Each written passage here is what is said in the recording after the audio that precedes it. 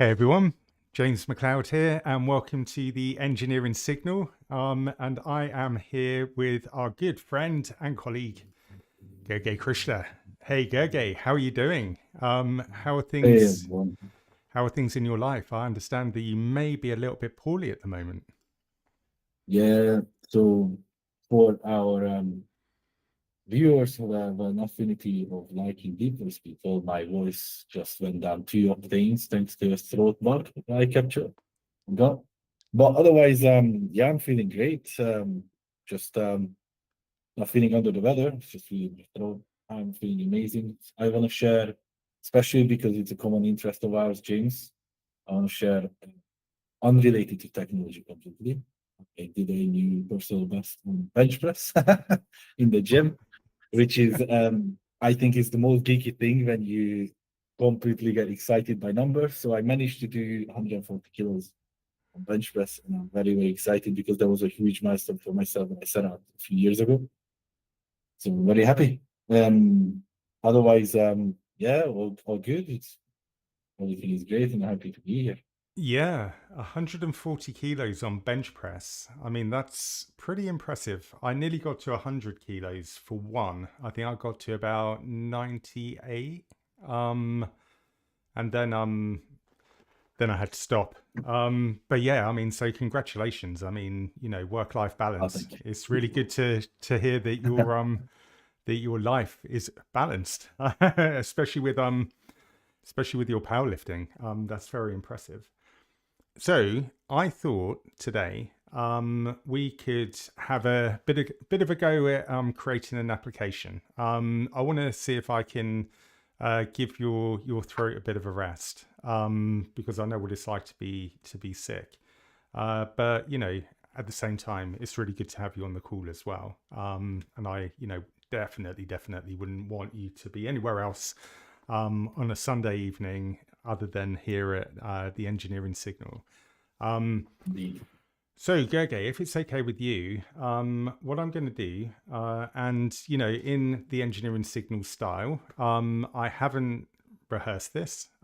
This is all engaging with AI for the fun of engaging and for the fun of learning, and seeing what happens at the end of it.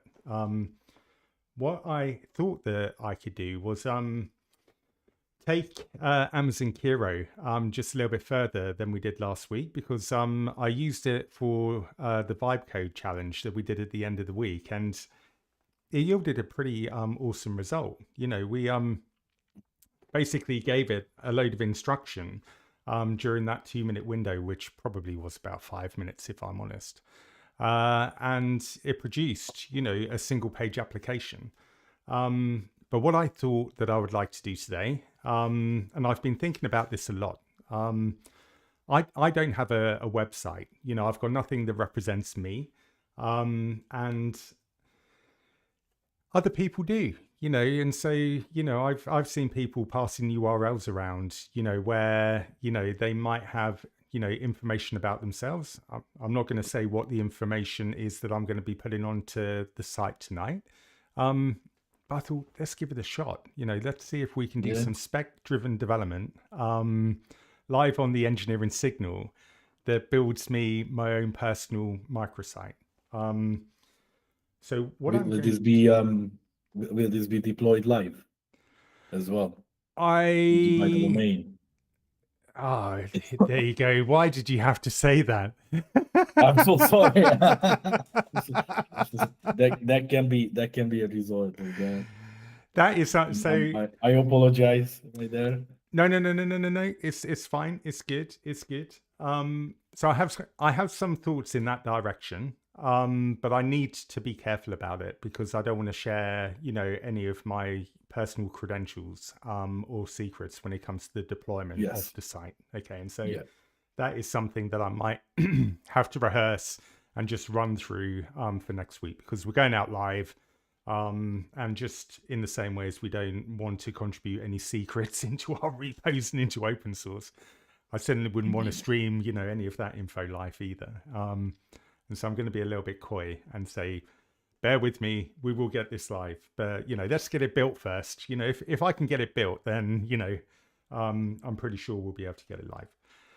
So I want to make sure that you can see my screen. And what I'm going to do is share in the risky fashion as always, my entire screen with you. So let me get this shared. There we go, Gergely. And we're going to go over to Amazon Kiro now. Now, in the way that last week, we basically used, you know what, Gergely, I'm going to see if I can get you displayed on here. I don't know whether people can see you or not. I don't think that they can. Okay, let's leave it as it is. I mean, you can just on the right.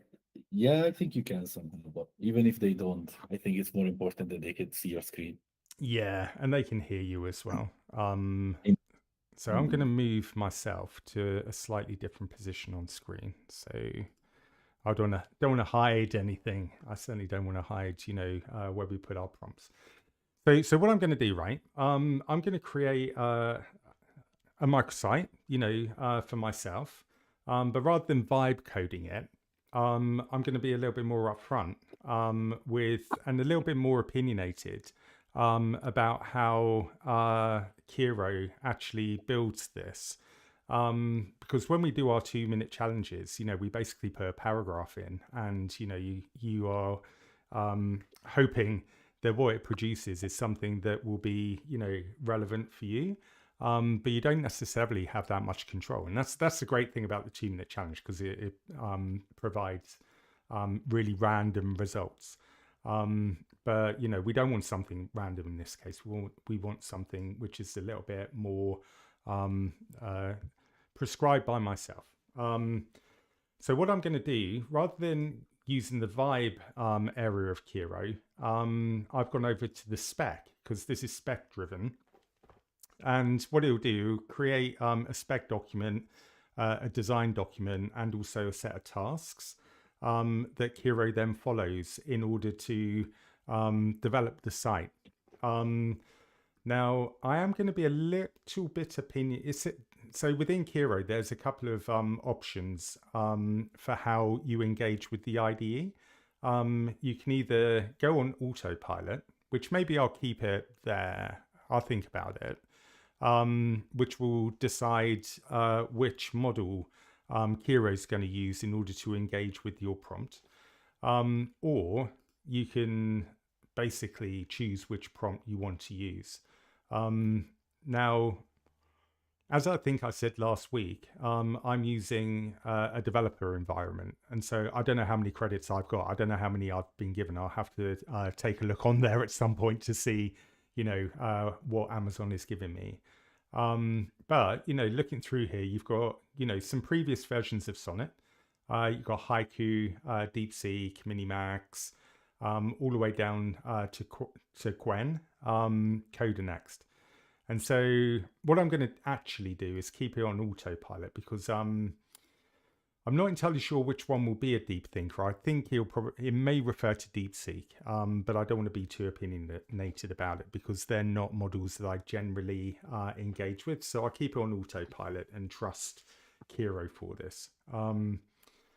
So what this spec-driven development, so when you select spec-driven, you basically describe what it is that you want to create. And so I have got an idea.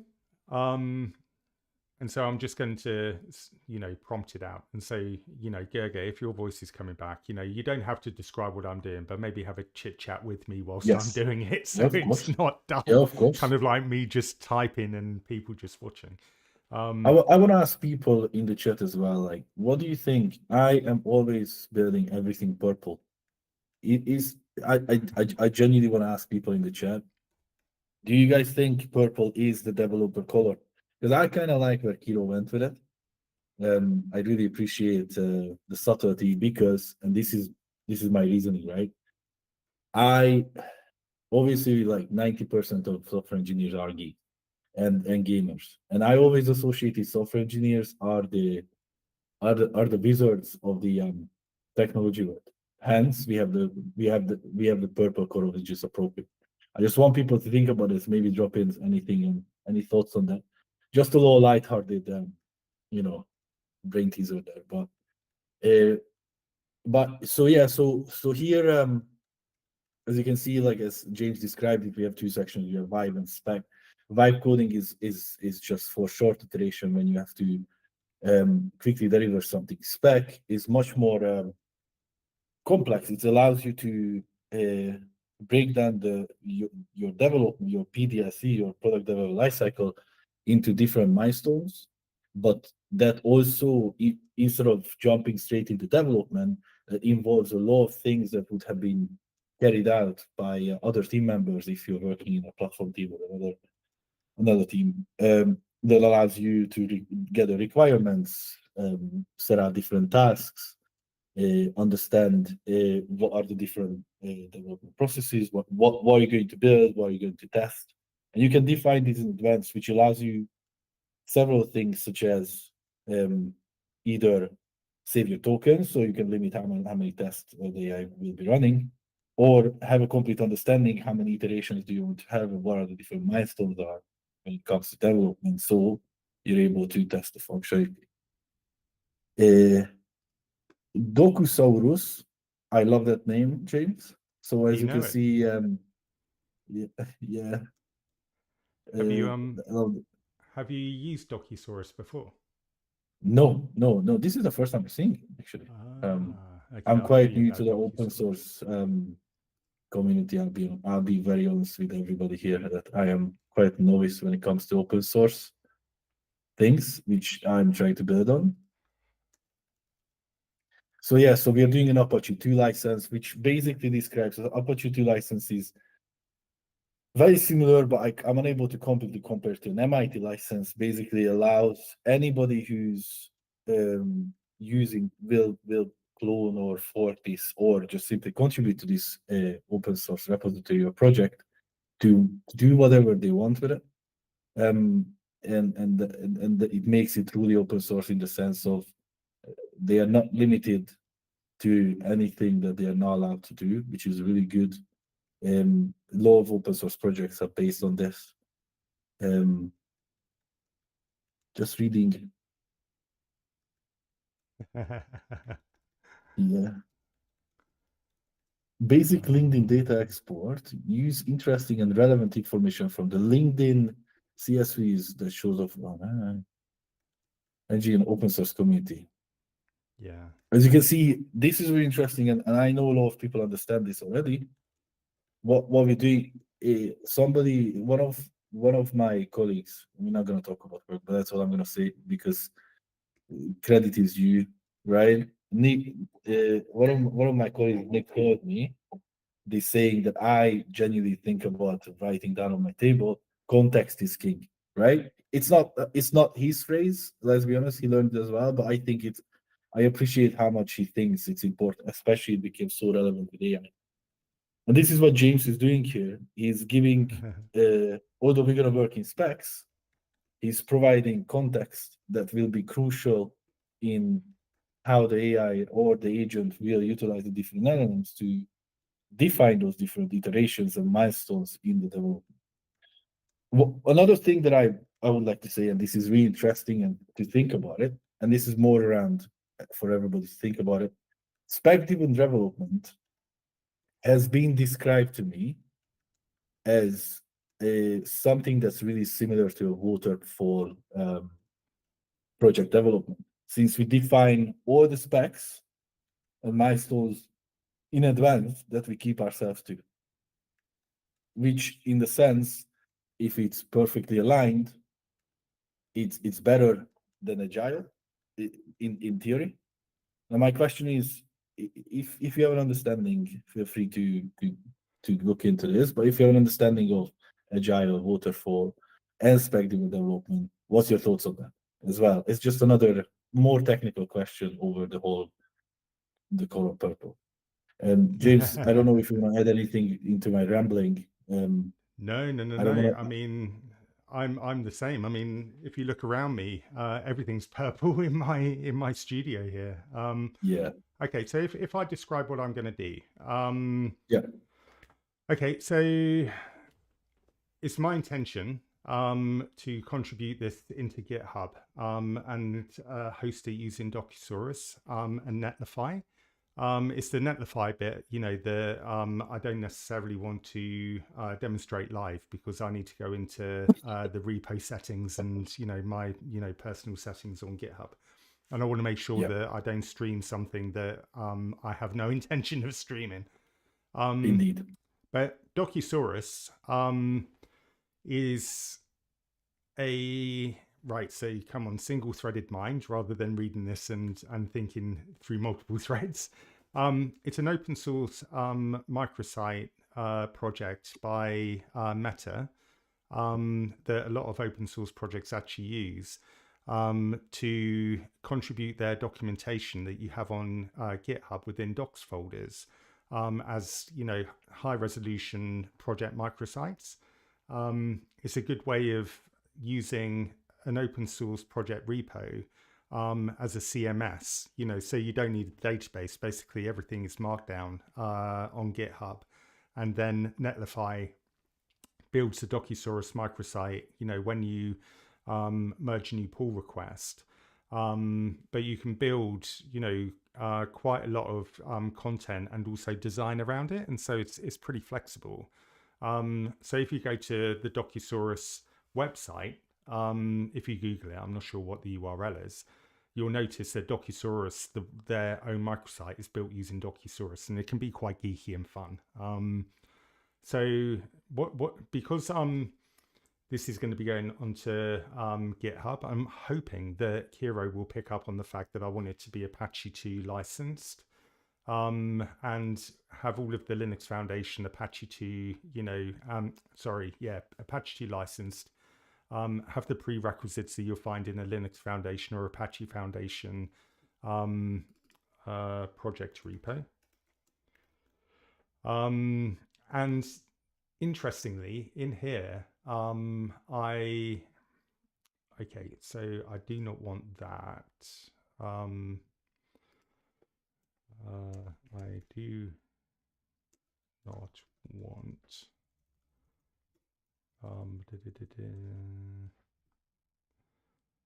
any of that going into GitHub. Any content from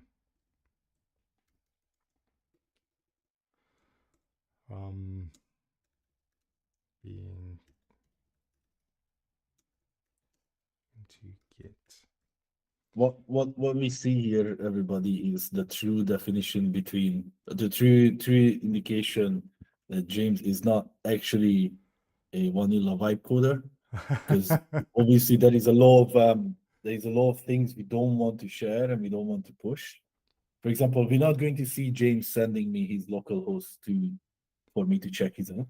And also he's going to make sure that secrets, and we have a gitignore file, and those gitignore files are appropriately containing anything that should not be shared with anyone. Yeah, perfect. Thank you. So if you're not from an engineering background and you're getting used to developing using AI, it's amazing, and I would never deter anyone from doing that because you're entering such a interesting industry. But there are certain things that you can skip over if you're not aware of them. And contributing, personal information and secrets into Git is one of those. The same as, hard coding that information into any of your code and then pushing it. You don't want to do that either. And so there are certain kind of like checkboxes and markers that you have in your mind, if you come from a software engineering background, that you may lose. But no doubt, there'll be skills if you're using Claude Code that you may be able to find somewhere that you can hone to stop you doing that. And so definitely look around for anything like that. And that could actually save you in the future because you don't want any of that stuff going out. Okay, so I'm going to actually, I'm pretty good with this. So I'm basically saying that I need a microsite that's bright, vibrant, mobile first, and really demonstrates me. This is where my ego comes in. As an industry tech player, I'm going to put leader in there. Why not? Content creator and YouTube live streamer. Be creative and show us your design talents. So let's see what Kiro's going to do here. Right, so I'm going to have a little read through my LinkedIn data. I'm pretty okay with that. I don't think that there's going to be too much in there that people wouldn't have seen. And so I don't think Hero's going to tell you anything.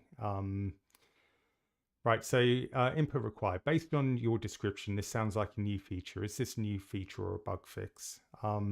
So it's not a bug fix, it's a new feature. So I'm going to say that one and submit that answer. So it's going to iterate through a series of questions that helps build, the product for the first time or the project for the first time. What do you want to start with? Requirements or tech design? So let's start with the requirements because that's going to inform Kiro what the tech design should be. If you went with the tech design first, you'll then have to retrospectively work backwards from that, and it doesn't make sense. And so starting with something written, hopefully it's a markdown file. I think what we will start seeing when Kiro starts writing this are a series of other files being added into the left-hand project explorer. So keep an eye on that because I have a feeling this side here is going to start building out. But you'll see that what it's actually started to pull out of my CSVs are various different articles that I've written. There you go. So here comes the config. So the .hero. And here's the requirements. So let's have a look in here.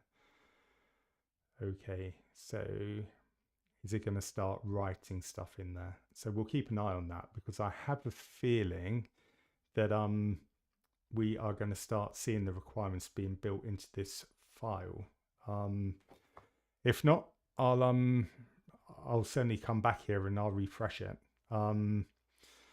So, Gergely, do you have any kind of like suspicions on what model Kiro is going to be using for this? I mean, you play around, with LLMs a lot.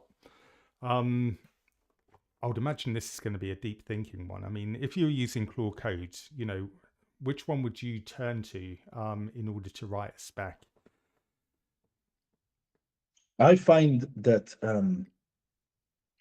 this might be controversial, but I find when I write documentation and I write a project plan, I rather use Opus. And when it comes to writing code, I like to dial it down because a lot of the times writing code, there's so much context out there. It's easy. It's easier for it.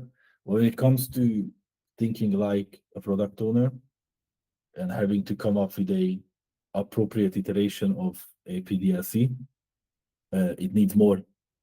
So that's and I'm expecting that it's going to do that, to be honest. Or it might just say it's deep thinking. I need a lot of. I feel like this is really high effort. I'm just gonna use Opus. I think so. I absolutely agree with you. I mean, right. So I'll come back to that. But I've noticed that we've actually got the requirements written, and it's pretty long, and so if you think about when we do our 2-minute challenges, we would basically write, maybe this paragraph here, the introduction, and just hit send, and then all of a sudden it comes to life and just builds something random. When you look at the requirements in a Kiro project or any spec first project, they're actually really detailed and probably something quite similar to what, an architect would write, or maybe even a product owner or business analyst, describing what the project will be. I mean, on a live stream, I'm not going to go through all of this. I mean, I'm going to contribute it to GitHub anyway, and so people will be able to see what it wrote.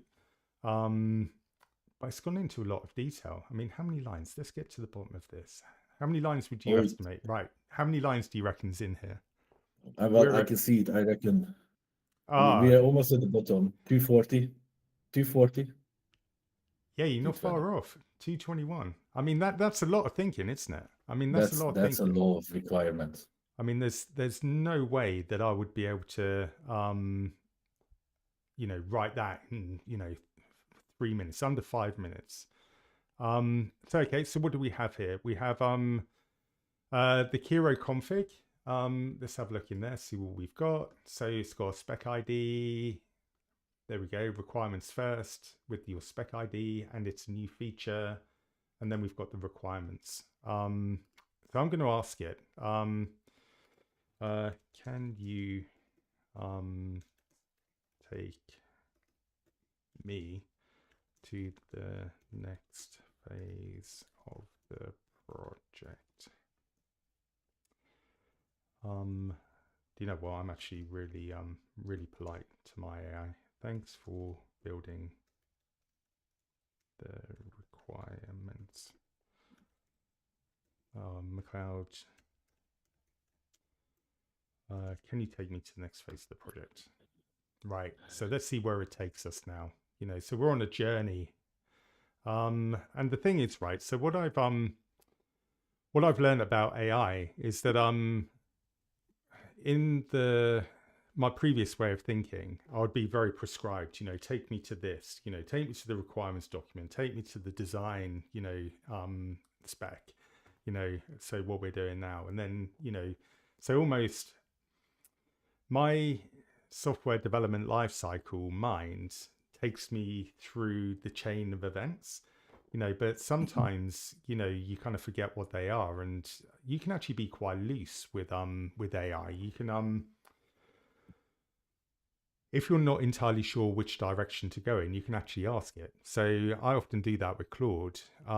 When I'm unsure what I need to do next, or whether there's anything that should be done next, I ask it. I will say to Claude, what are your recommendations? What should we do next? Especially if Yeah. you're, how can I describe this? Watching, there's lots of moving parts, and sometimes a lot of things can be done at the same time. Or if you're like me, you can watch something building and then go into another terminal window and do something else, and then you come I back to have it and you five, think, 10 minutes that usually. yeah, I've been a you CI. you come It's back great. and you think, where was I? So I often ask, what do you recommend? What should I do next? And so that's what I did here. So rather than being specific, with Kiro about what Kiro should do, I actually asked Kiro to move us on.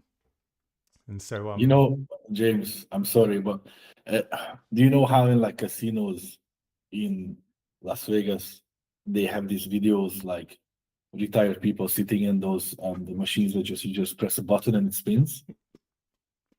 Yeah, yeah. and that like I saw somebody compare that to like having 5 windows open and you just go to the next one and just keep pressing enter and yes.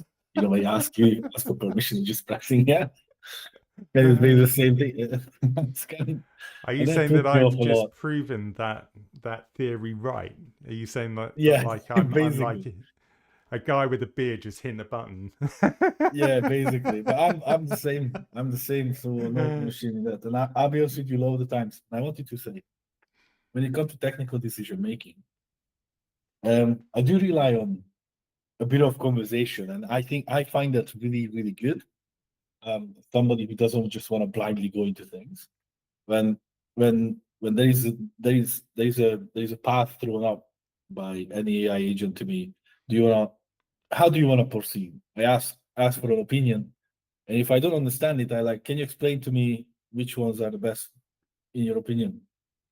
And I learned so much. Oh It's yeah. great. Oh, I feel like Yeah, I'm back at school. Seriously. I mean, yeah, when you look at platform engineering, and how far, AWS has come, and how you yeah, can configure and harden an environment, or even make those architectural choices. yeah, I think that there's a lot of pressure on people to know what the right path is 100% of the time. But the truth is, you're probably treading the same boards all of the time. You're making the same decisions because the previous decision that you made got you to the right place. What AI has actually enabled me to do is to play with different design choices and get recommendations. And it's actually quite fun. It's quite conversational. It's like learning on the job. But I've also learned that sometimes it can take you down a little bit of a rabbit hole. I vlogged about that last week. And thank you to everyone who's kind of like commented on that post. It actually went quite a long way. And so I think that that's where understanding where the tripwires are actually really useful, because you can pick up on behaviors that the AI is doing that maybe it shouldn't be, and you can kind of interrupt it at that point. Yep. But I wanted to show you something, Indeed. Gergely, because this design document is actually really cool. It- So the it is, requirements are like the, business requirements. But if you look at the design requirements, is actually starting to demonstrate how the folder structure should be for this. And also, look, it's actually got the various different, it's got the taxonomy of the site. Well, at least I'm assuming that this is the taxonomy of the site. It may not be, but it's certainly describing, oh, look, it's got hero there. Do you know what? So I'm just going to put it out there. I did call it McLeod Hero Microsite.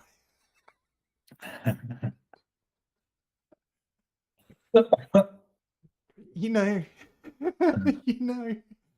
Well, no shame in that. Yeah, maybe a little bit. Nah. We need to claim complete. We need to be cocky here. Yeah. We are podcasting now, James. We are famous. Yeah. And when I said hero, I didn't mean it in that sense. I meant I'm sure hero is kind of like a design term. Yeah. Of course.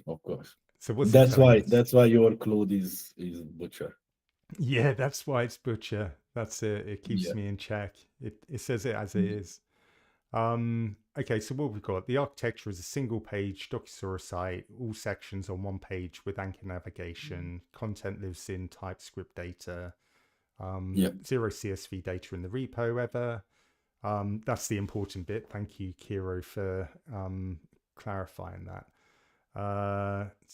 The CI pipeline has a PII guard step that actively blocks an API containing CSV files. Right, so this is the thing. I've really started stepping into this now with Claude and how we can safeguard ourselves using kind of pre-commit hooks. And it's phenomenal. It's absolutely phenomenal. Like pre-commit hooks on Git on your local, the mirror, the pre-merge, hooks on your CI pipeline in GitHub. It's and even down to the basic, even linting, right? You can kind of like have pre-commit hooks that drive linting rules, for your markdown to make sure that you've got consistency between your local before it even hits GitHub. Yeah. I mean, I've got when it comes to ESG and kind of like reducing energy costs, the least that you can do on the cloud and the more you can do in one space before you push anything, I kind of think that that's AI just brings that together. It can mirror things like you wouldn't believe. Anyway, so looking through here, GitHub Action deploys to GitHub Pages on every push domain with a separate PR build check. Right, so I'm going to assume that that's right. And look, there's even more than 200. There's like, look at that design. I mean, that's just impressive.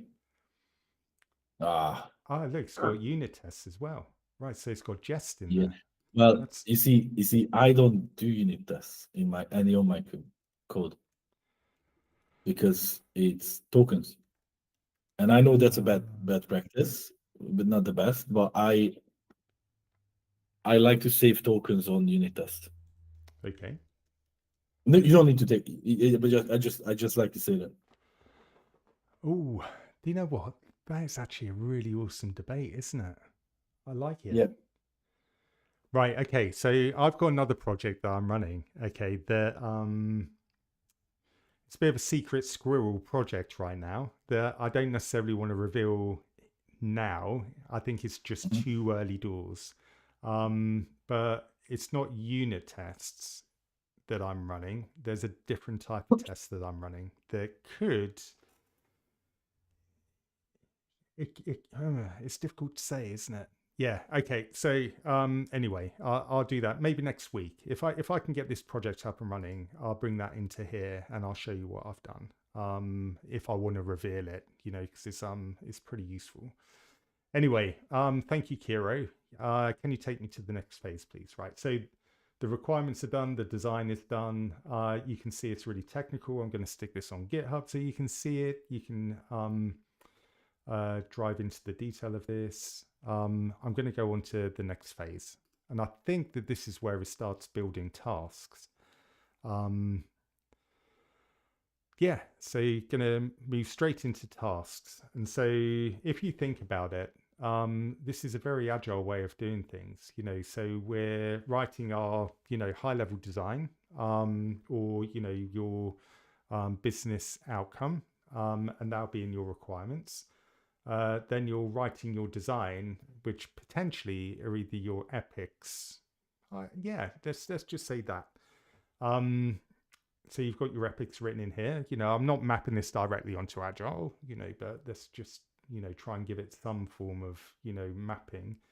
And then in your tasks, this might be a little bit more granular than a story. But what I'm trying to show is kind of like that inverse kind of like triangle. You go from your very broad, business outcomes into the epics, that actually start building towards that, broken down into Yeah, sequences. And then within your epics, you've got like little tasks, or stories that demonstrate how to get to the final result. indeed. Now, with Kiro, admittedly, it may not be as fun as, just getting something down into your terminal and building something at pace. But I would actually say, when you're working within something which is more, enterprise orientated, where you need to demonstrate how you get from A to Z, I think that this, bats into that type of, place. The one thing that I need to discover is how you take something onto the next phase, right? Because that's the other thing that AI that I'm learning to develop. How you can build one feature that relates to the next feature that relates to the next feature, and you're actually building a product rather than building individual features or winging it within a product that has no roadmap. And so that's what I'm figuring out right now. But anyway, look, here's the task. That was a little bit easier to write. So, and this is the thing that I really like about this, and this is the way that I've started to think about how I develop, even in Claude. It's about how you can break things down into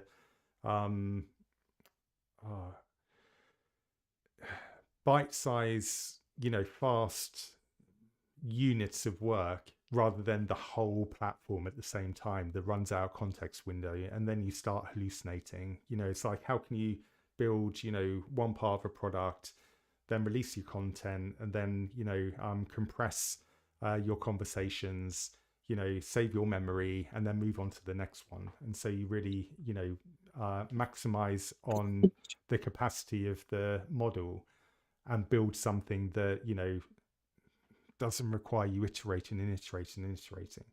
And I think that's what Kiro's done here. It's kind of, broken it down into individual tasks so it can be more efficient with the way that those tasks are generated. You said something key there, by the way. Ooh, Since you don't know what LLM you're using, yes. you do have the risk of hallucination. Yeah. And I would have added into somewhere that simply do not hallucinate. A core part of the memory of the whole project is do not hallucinate, because that's a risk with Sonnet already. right into the plan. Do you know what? You've done it again, Gergely. You give me words I can't spell. Before you start building, can you write into the plan that the model should not hallucinate?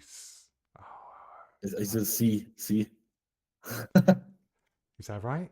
Yeah, Hallucinate I think so. I and believe so. should Yeah, be efficient with releasing context and maximizing saving memory and being an awesome exactly. engineer. The- There you go. exactly. Like you need to like butter it up a little bit, because after you give feedback, this is proper management right there coming from James. After you give feedback, you give a positive note on it, and they are great. This is just constructive. That's what James did there to be there. Yeah, that's And it. That's what well you've got to done. do. You've got to keep the energy going, even with Kiro. Yeah, Like so, motivation. yeah, come on, Kiro, Kiro the ghost. It must be difficult being a ghost. I mean, No, I've okay. I think we both messed up hallucination. No, we didn't. It's double L. Okay. Well, I think yeah. that's okay. Well, yeah. That's the thing, that there's no judgment Yeah. with LLMs. They don't mind you messing up your spelling. Is it time to start building? Right. Normally, what I would do is probably give it some form of review. Okay, so I'm going to actually do that. Right. Can you give the project an architect URL, Nice. Nice. Good. architectural security and code review before building? Right, and the reason that I've done that is because I am actually going to contribute this to GitHub, and I think it's worth it. So it's going to give it a bit of a review. That's good. That's good. That's good. I hope, and then it might ask to merge its findings. Mhm. It's got a few gaps, so it's always worth doing this. And within my own personal Claude Code, I've got agents that I've built that you can find on GitHub within my personal space. So McLeod with the little hyphen between the O and the D, where I've written some agents that do this, that I understand how they do it, because I'm delegating this to agents I don't know. And you know what? I fully trust Amazon. I'm sure their agents are awesome. But if you've got something that's quite specific, like the Raspberry Pi project that I'm building, there might be certain things that you need that agent to do, which is targeting a specific piece of hardware or software. But I always have like a security check, a code review, an architectural design review. Can you merge these changes into the relevant documents? Okay, so Kiro will then put the fixes across the document simultaneously. That's cool. So there we are. So I think it's kicked off some simultaneous agents, maybe. Doing that asynchronously across 7 documents. Oh no, 3 documents simultaneously. That's pretty cool. I mean, that's what I love about this. It Yeah. is,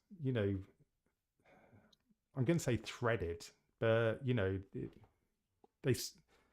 modern agentic platforms spawn multiple agents at the same time. So there's Yeah. one agent pattern where you have multiple agents kicking off simultaneously. They work on the same project, and then they bring their results together at the end, and then they merge them into kind of one results finding, Yeah. rather than kind of like doing it in a linear pattern, and then it taking forever. It's a really efficient way of doing things. Okay, so it's now the navbar anchor scroll issue and speaking section scope. Now updated tasks MD with 7 corresponding fixes. Accepted edits to task. So this is the thing about this type of working rather than vibe coding. I certainly believe that this is the way that you know, working with agents should be. You know, you need to think ahead of yourself sometimes, and think about the worst case scenario that could happen if something was to go live that you didn't have control of. And this is where a little bit of, you know, experience can actually pay off in the long run, rather than, Yeah. you know, doing what we do at the end and just doing a 2-minute challenge that puts anything out there. Right. Okay. That's good. So let's get into building then. Is it time to build? Let's see what Kiro says. Is it time to build? Almost. One decision needs to be made before task 1 can start, and it affects every asset path on the site. It's only a small All right. decision. It's only a small decision. What will you name the GitHub repo? Do you know what? I knew he was going to ask that. And I've got it. It's there. I built it ahead of time. Right. This is the Git.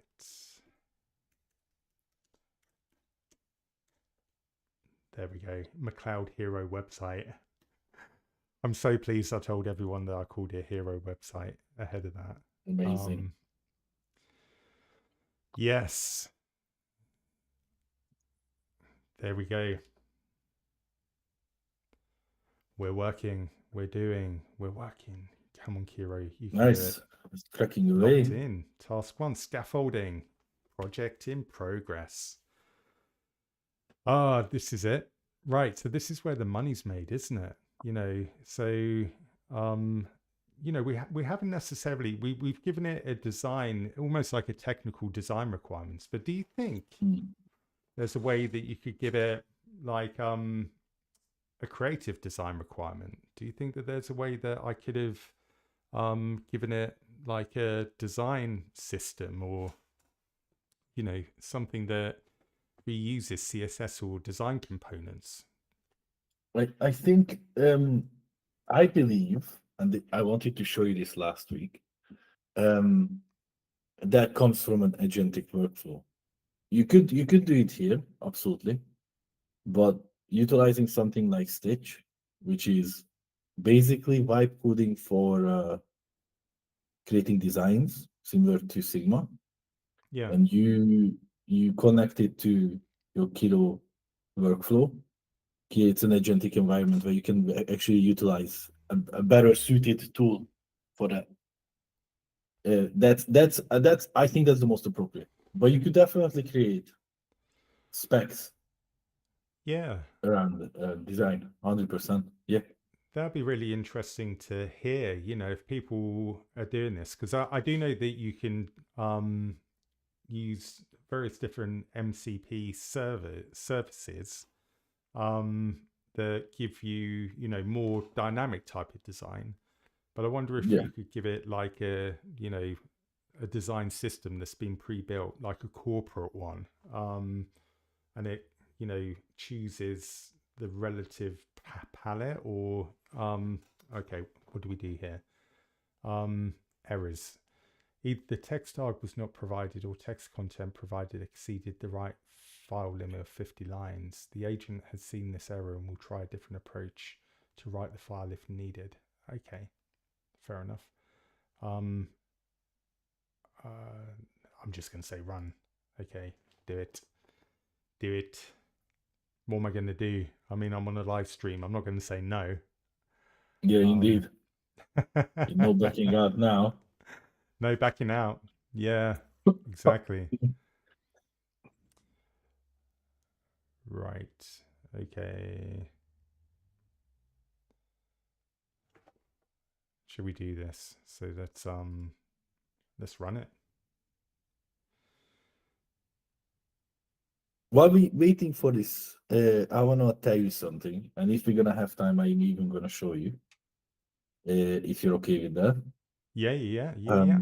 Do you want me to? You know how I was. Sorry. Shall I switch to you and we'll come back to this? Yeah, I can do a short 5 minute. And it's a little bit of teaser to the viewers as well. I think they're gonna like it. Okay, So so give me a second then. So let's get back to Gergely. yeah. Let's find you. Yeah. So let me just share my screen very quickly. I'm gonna do the entire screen. Oh my god, I'm gonna render this so hard. Actually, I'm gonna do the window. Can I do the window? It doesn't allow me. It's gonna be an entire screen. Oh boy, here we go. What's up? Right. Okay. Can you see my screen? Yes, I can. Right. I can Right. also So, see so the. this here, this black screen, what you see here is called Monocle. And so I was talking about this little application I was thinking we could build that could manage all these HTML5 applications we design. So I did the first iteration for it of the MVP, right? So let me show it to you, right? So I built a few. So desktop. I have a lot of yeah. So I built a few applications in here, and what we can do is I can open it, and we can. I basically did a few 2 minute HTML5 application. Now, for example, literally doing this the first time, drawing pad, no idea what it is. But if I open it, close this to let people see, right? So you can draw. That's actually quite interesting. So what I want to show here that I wanted to build a system where you can draw pad, import it, go to your library. Now it's in your library of those applications that we built, and that you can run it. And it looks like it's working now in here as well. So it's actually not utilizing the browser.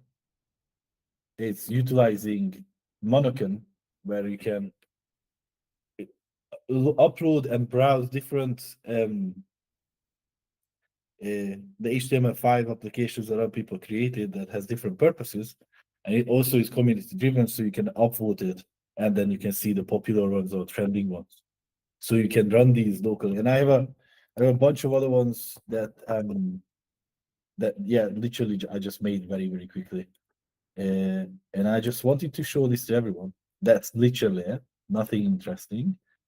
Pomodoro timer. I don't know what that I don't. Okay, right. So that's a timer, right? So you have a timer application that's just a timing application. That's realistically. So it's basically an Monocan is the mothership, and the HTML files the different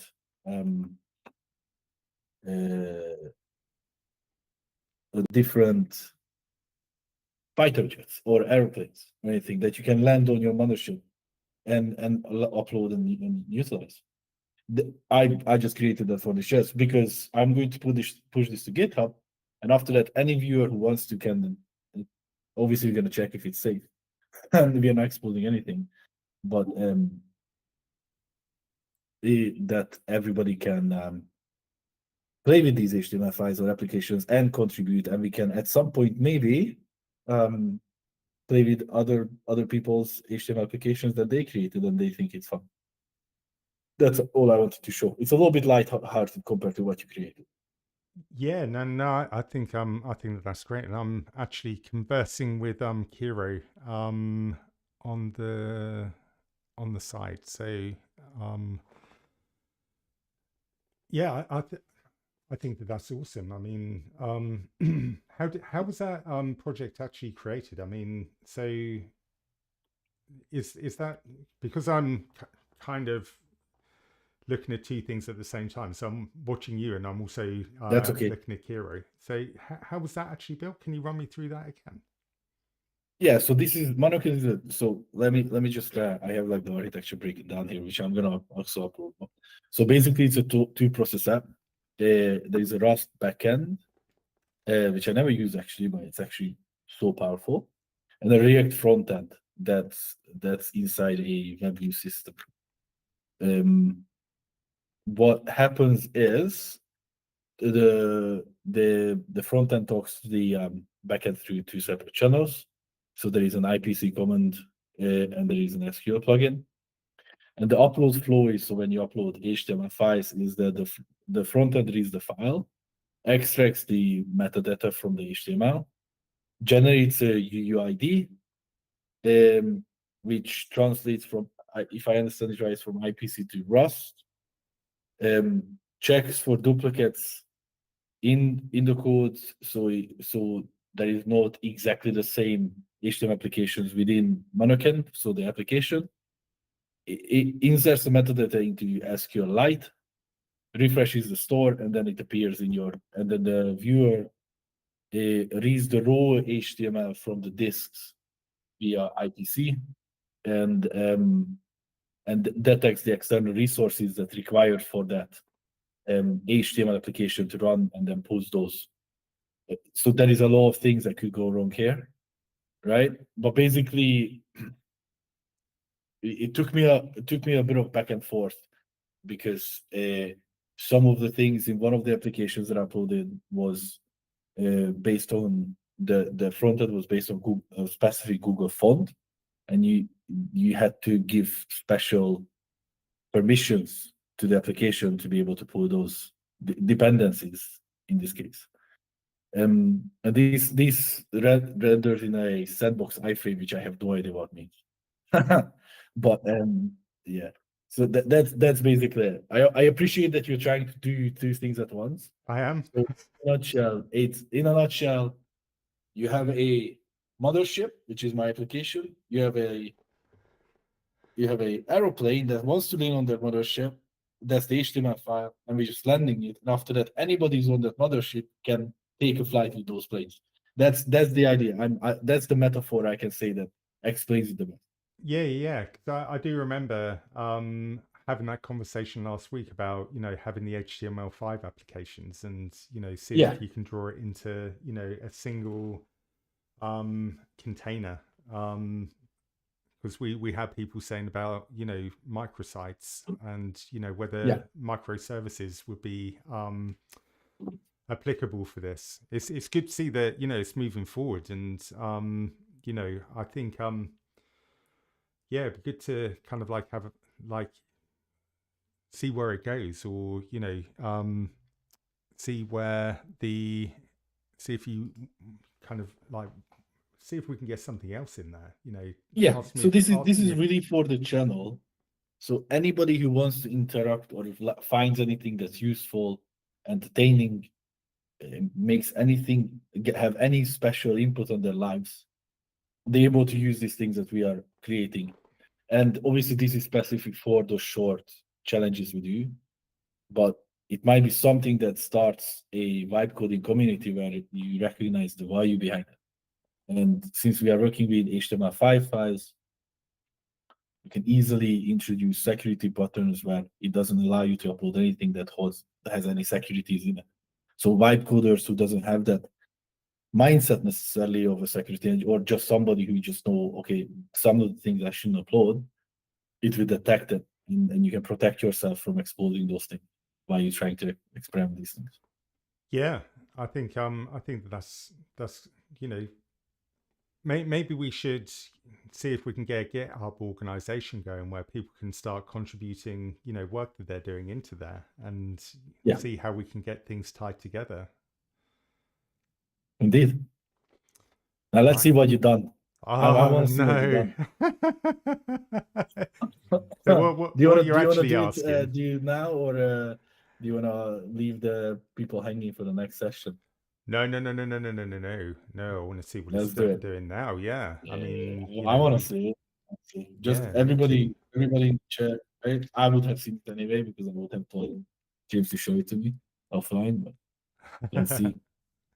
Well, I think that, um, let me see. How can I get Kiro back in here? So,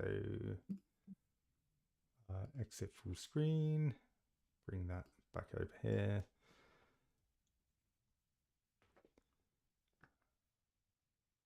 Right.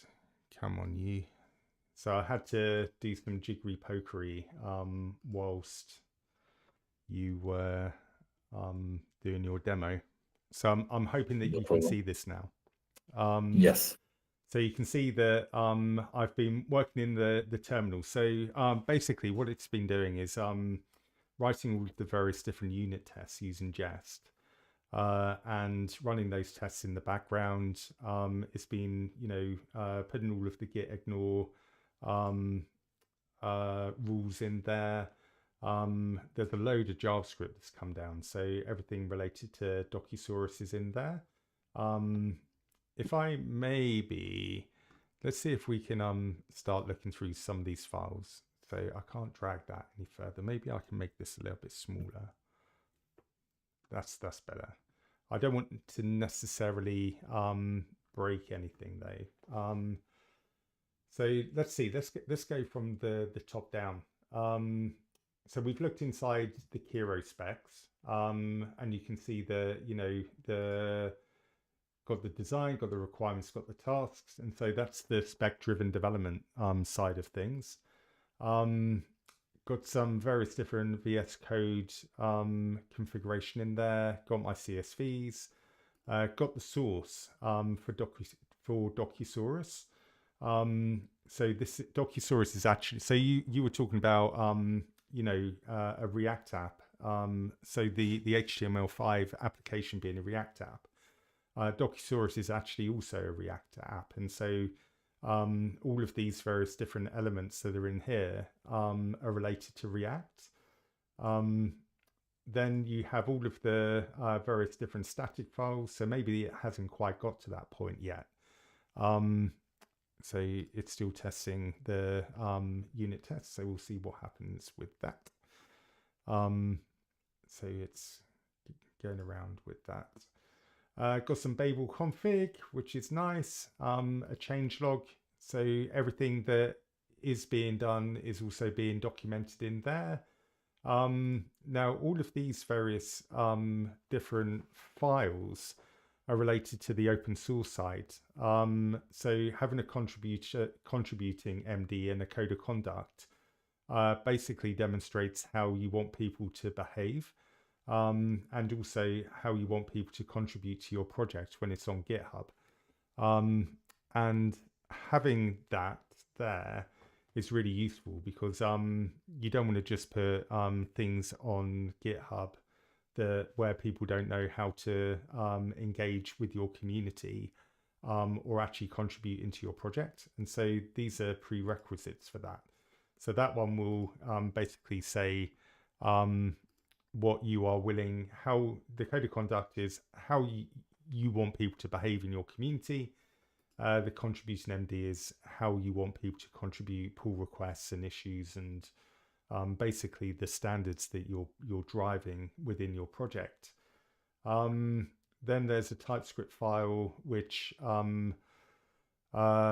is all of the config around Docusaurus.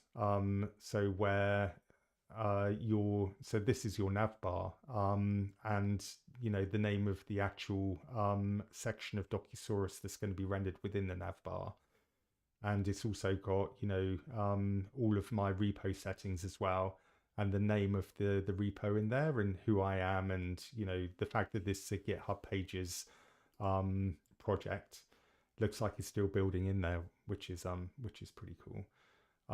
Unit tests. So you were saying about not running unit tests and saving tokens, but it has written unit tests, and I think that it was opinionated about that because that is part of Docusaurus, and Docusaurus is opinionated about using unit tests. The license file is the Apache 2 license file, which we asked for when we put the original requirements down, and in the top, maybe it's attributed that to me, so there could be the name of the website in here potentially, or it could be that there is look, copyright 2026 me, and is the name of the project McLeod Hero in here somewhere?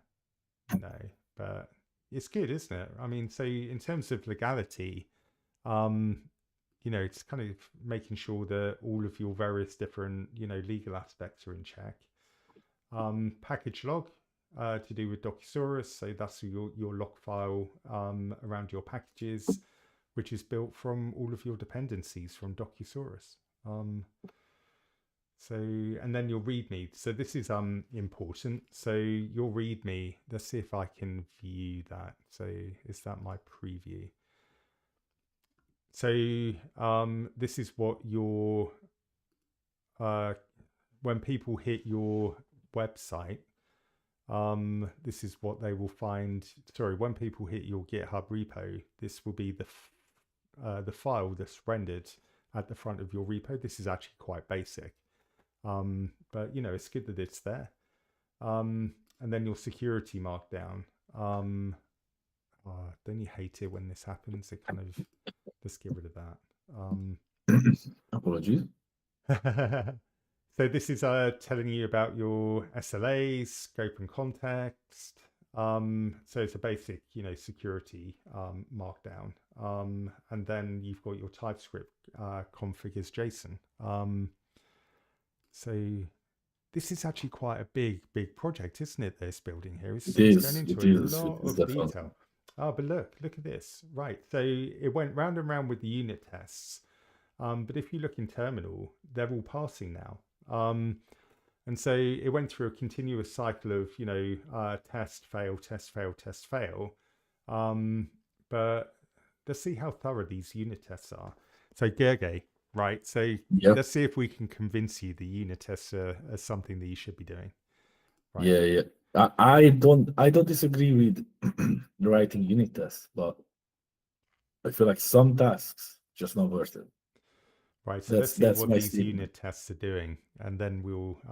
I just gotta quickly step away for a moment. I'll be back in a few seconds. Yeah, no. So I'll run through what they're doing, and feel free to come back and I will update you. So within here, look, we're even unit testing the git ignore. So all of those excludes that I wanted to make sure didn't go into various different places are being covered by Jest within the unit tests. And so that unit test is actually covering me when it comes to PII and information from LinkedIn that I don't want to go into the project or get committed into Git. Now, I'm not saying that I don't trust AI, but it's non-deterministic. The way that it solves a problem now may be different to the way that it solves a problem in the future. And I would actually say that, having things that you specifically want excluded or anything related to security, if it can be tested to make sure that you're going to be kept safe, then just run the tests, have them there, and, don't allow, whatever it is that you want to keep safe, exit your local host. So that for me, that unit test there is my insurance policy. And so that's nice that that's there. Yeah, that's good. That's a really good point. Yeah. I think that's definitely one that you should keep it. And then we've got community health files exist. So licenses present, contributing MD, code of conduct, security, changelog, readme. So everything to do with keeping my open source project safe and not getting. So what's it doing here? Oh, it's actually running a load of regex to make sure that no phone numbers are going in there. That's pretty cool. Right, so let's see. Yeah. Or is that today's date?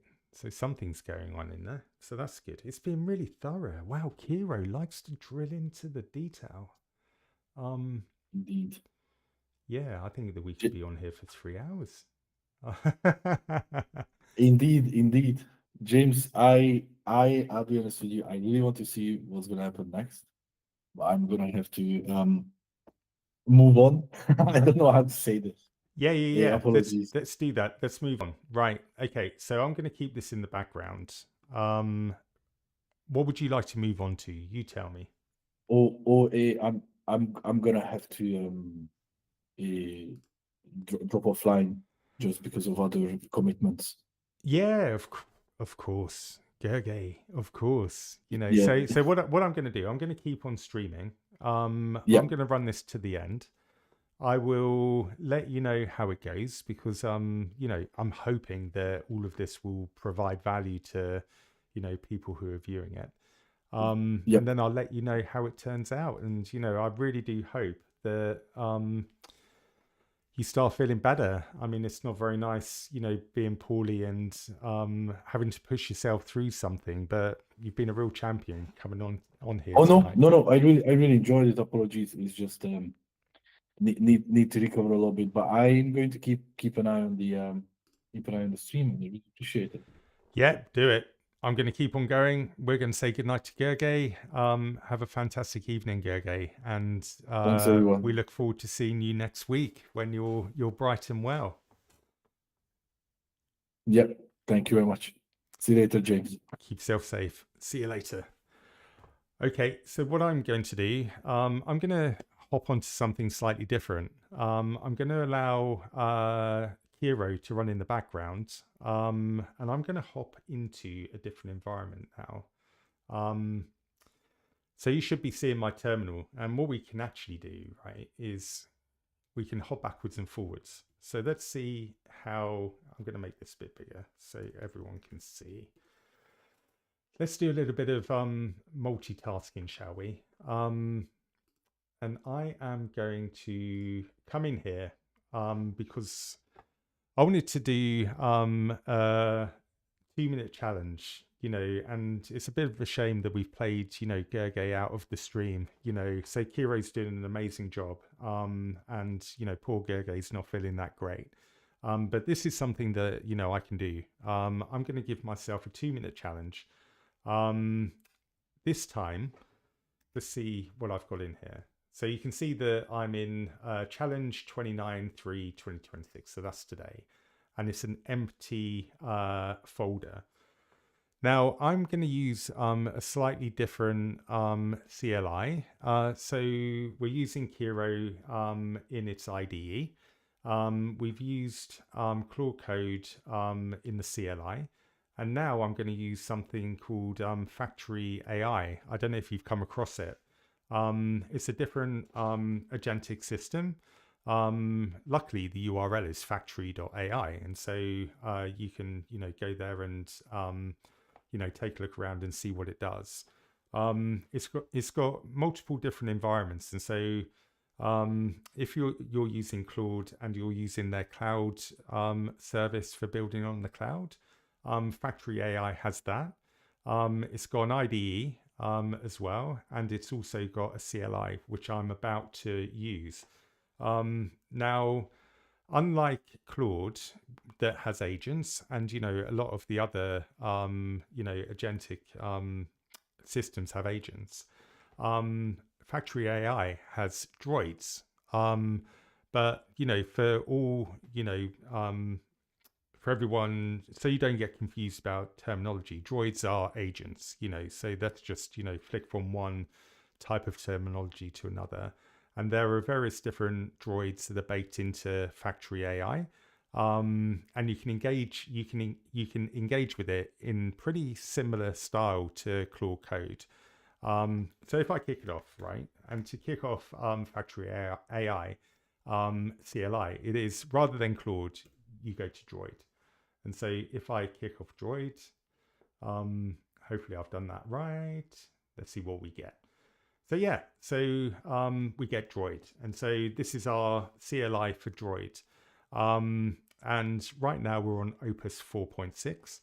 I believe there is a model selector as well. So let's have a look through here what we've got. So we've got Opus 4.6, Sonnet 4.6, and so very similar to, the Claude Code environment. But then, you've also got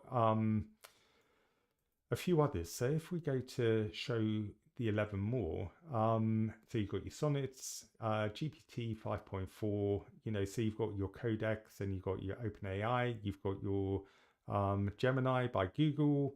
I've actually been using Droid Core as well. So GLM5, Kimi. So I don't know if you've used Kimi 2.5. And so there are a few models in here from China that, if you aren't familiar with it, it's, very much worth doing a Google on all of these, because there's some great work coming out of China. What else have we got down here? Yeah, so that one's deprecated. So there are a number to choose from. Now what I'm going to do is I'm going to use something different this time. So rather than going to what we know, I'm going to go with Kimi. Why not?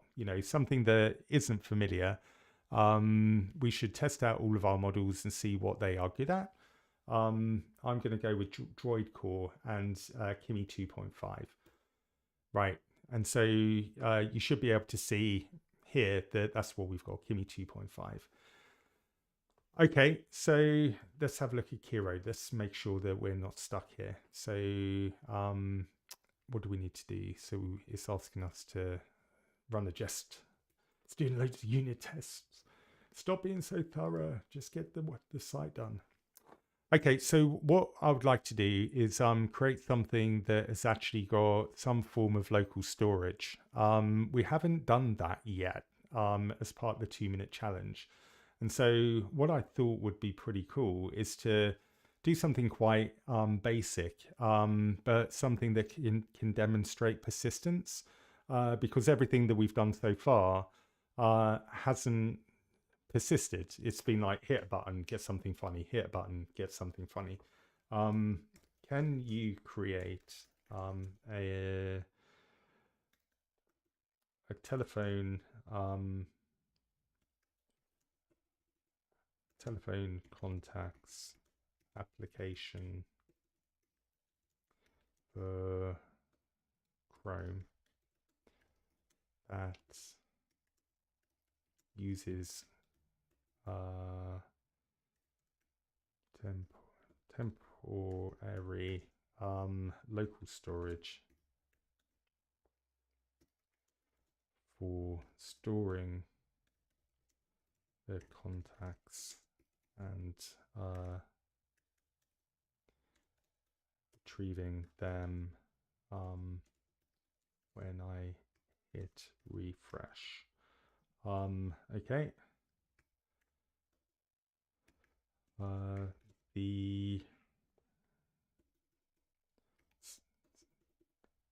There should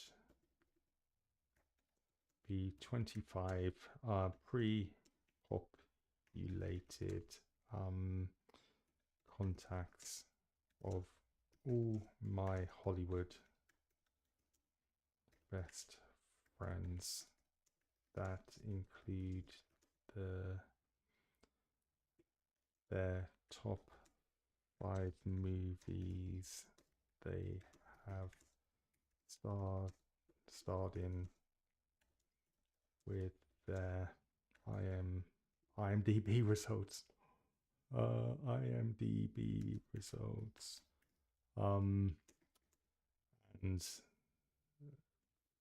some form of yeah, and some form of positive critics review. I should also be able to add new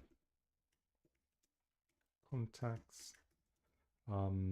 Make sure the features of the contact, the features and fields required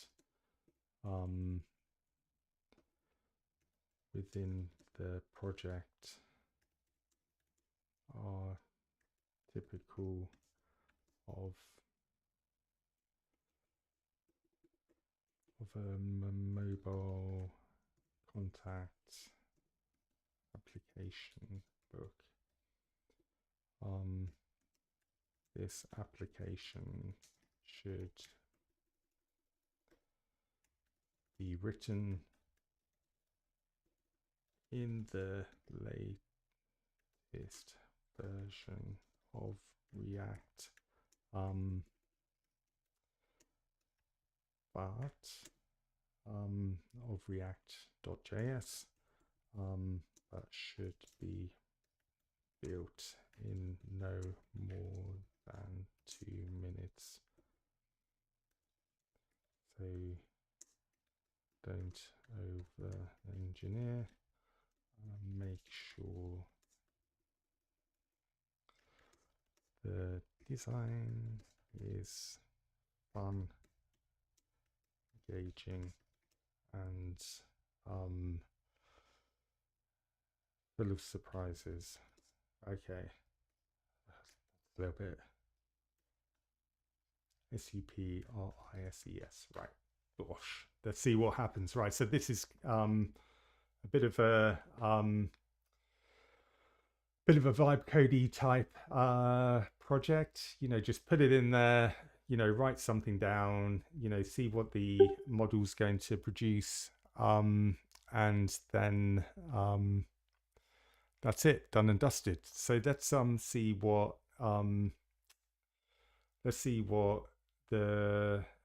Kimmy's going to create for us. So it's created a manifest JSON. It's created an index.html. It's creating a Chrome extension manifest, an HTML entry point. It's going to set up React Contacts app with local storage, add 25 pre-populated Hollywood contacts with movies and reviews. I really hope that it doesn't actually put their real contact details in there. I mean, that would be pretty, I don't know if that would be good or bad. Let's see what contact details. Oh no. Implement, add, edit, delete contact features, add fun, engaging UI. Right, so here we go. I am going to go for it. Allow all. Right, so it's creating an icon. I have no idea what that icon's going to be, so let's allow it to do its stuff. It's very easy to think that this is Claude Code, isn't it? Because the whole droid, you know, CLI by Factory AI is very similar, you know, in the way that it engages, the way that it thinks, the way that it gives you, you know, all of the various different, you know, updates, the feedback, the language of the LLM itself. It's all very, very, very familiar. But what we've got to really consider is that it's not. And so, you know, the features of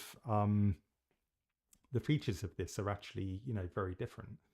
And so let's see, you know, what it produces.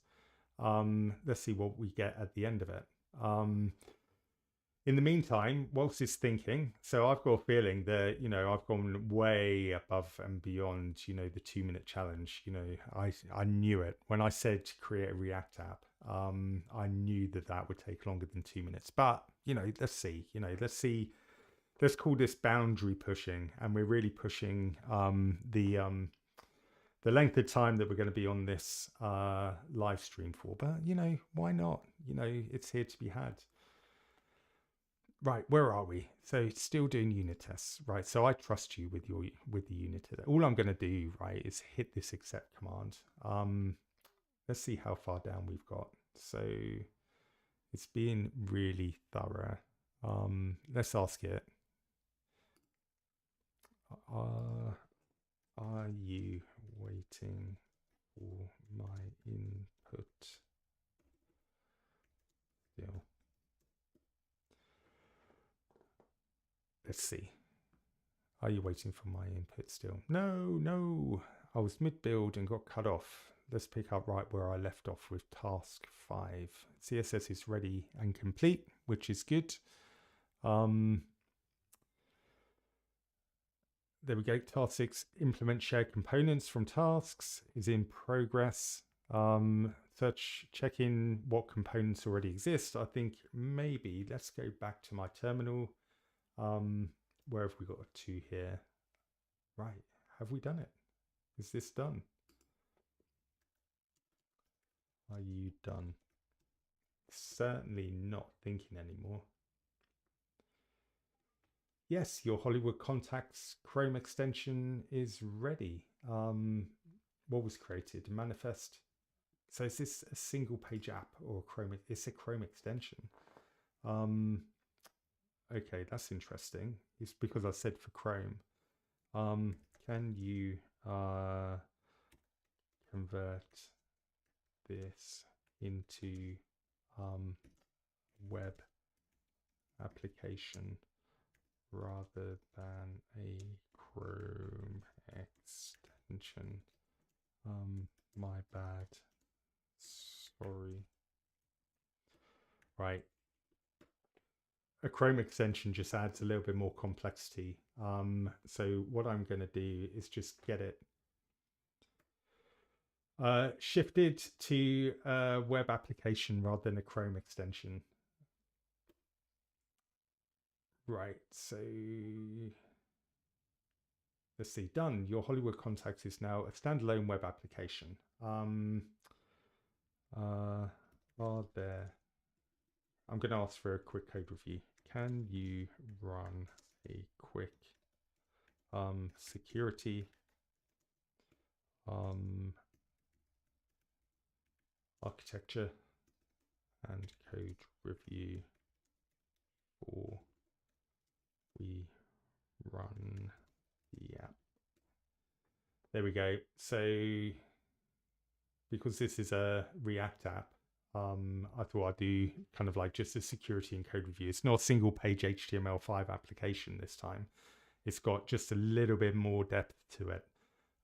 So before I start it, because it's going to do an npm build and run, I just want to make sure that there's nothing in there that's going to cause me any future issues. Let's go back to Kiro.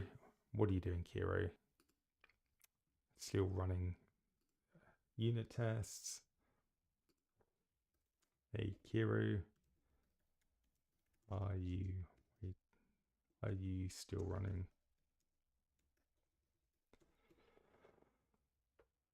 Come on, Kiro. I don't think it likes me. Yes, it's doing the share component still, which is good. How much is there to complete? Complete on this application. Let's see, how many more steps are there? Don't say 10,000.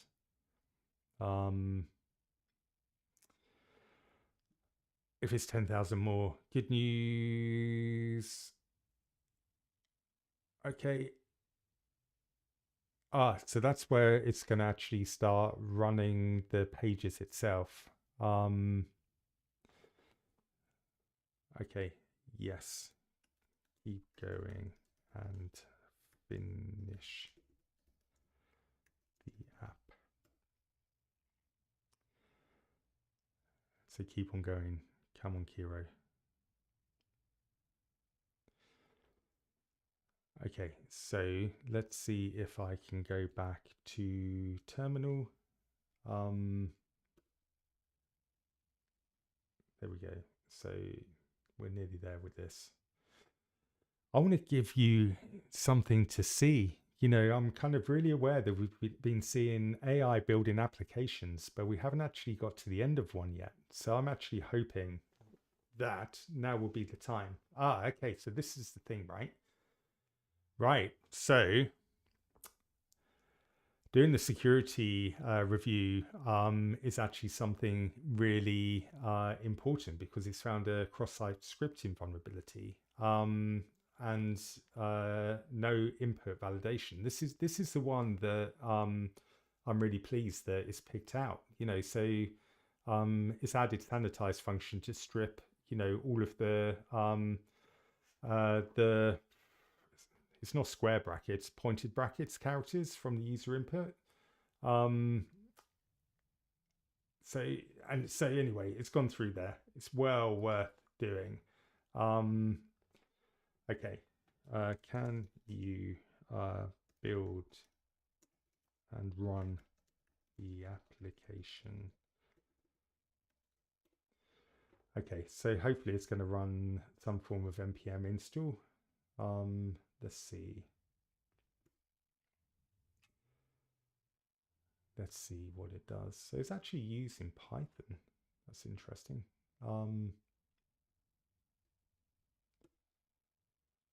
Let's see how this is going to get it up and running. Build and run the application. Or is it going to run it in its own context? Let's see. Hopefully.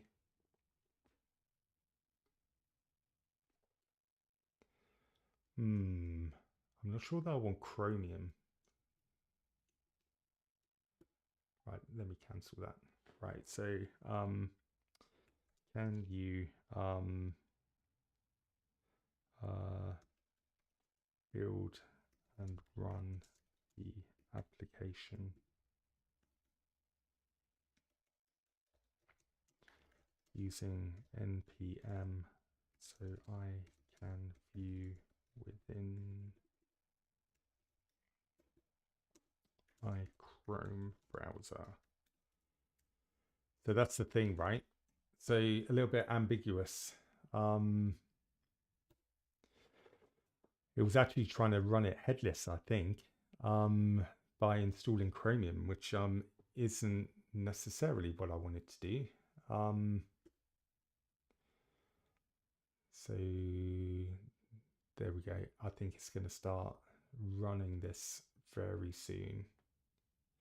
Maybe I should have done it as an HTML5 application with just a single index HTML. I think that would have made it a little bit easier. Now it's doing all of the bindings for npm, as you can see here. So creating a package.json, and then doing all of the various different configs around the server, creating the application CSS.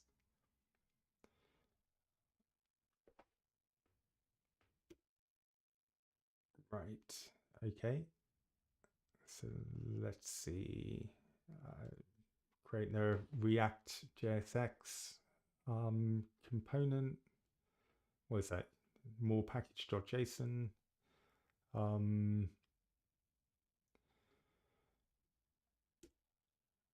Let's keep on going. Keep on going. It's npm installing it now, which is good. So that should be coming down from npm. There we go. So make sure that you fund all of those open source maintainers.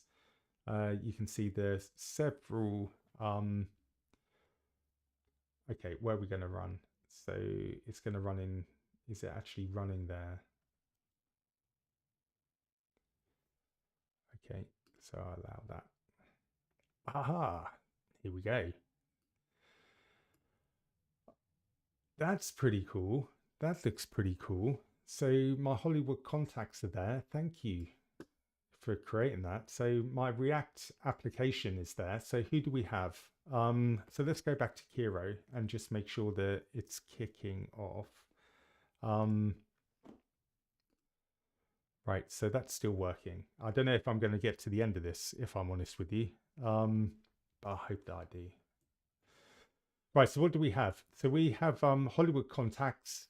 We can search for our besties. Who do we have? We've got Tom Hanks. We've got Meryl Streep, Leonardo DiCaprio, Scarlett Johansson, Brad Pitt, Jennifer Lawrence, Robert Downey Jr., Angelina Jolie, Denzel Washington, Emma Stone, Chris Evans, Natalie Portman, Ryan Reynolds, Zendaya, Keanu Reeves. I've got quite a few friends there. I'm a little bit reluctant to hit one of these because I don't know what contact information it's going to give. Should we give it a shot? Right, so Timothy Chalamet. What do we... Right, so I think that we're fine. So phone number +1 555 0119. I certainly hope that doesn't work. And Timmy@Dune.com. His top movies: Dune, Call Me by Your Name, Wonka, Little Women, Beautiful Boy. Critics' reviews: the voice of a new generation, sensitive, soulful, and impossibly talented. And he's got 8.5 out of 10. Who else do we have? Zendaya. I don't know if that's the same phone number. Possibly. Zendaya at euphoria.com.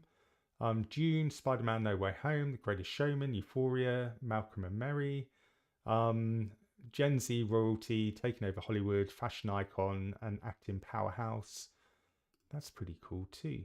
Ryan Reynolds. So he is known for Deadpool, Free Guy, The Proposal, Buried, and Van Wilder. I don't know if this is going to be his actual email address. I certainly hope not. Let's get off that. Denzel Washington. Well, that's trainingday.com, so I guess not. So that's pretty awesome. So I asked for local storage. So I'm hoping that if I do that, so they could have been hard coded. So let's see if I can find a bestie. What happens? Ryan Reynolds. There we go. Meryl Streep. So let's add a new contact. Let's add me, James McLeod. +44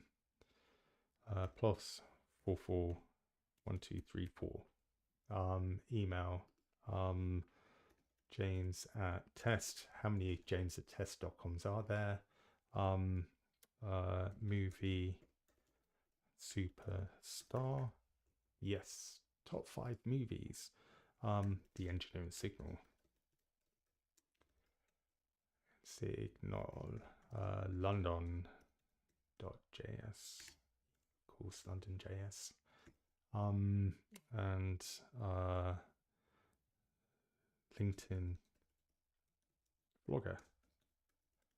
And then open source lead at work. There we go.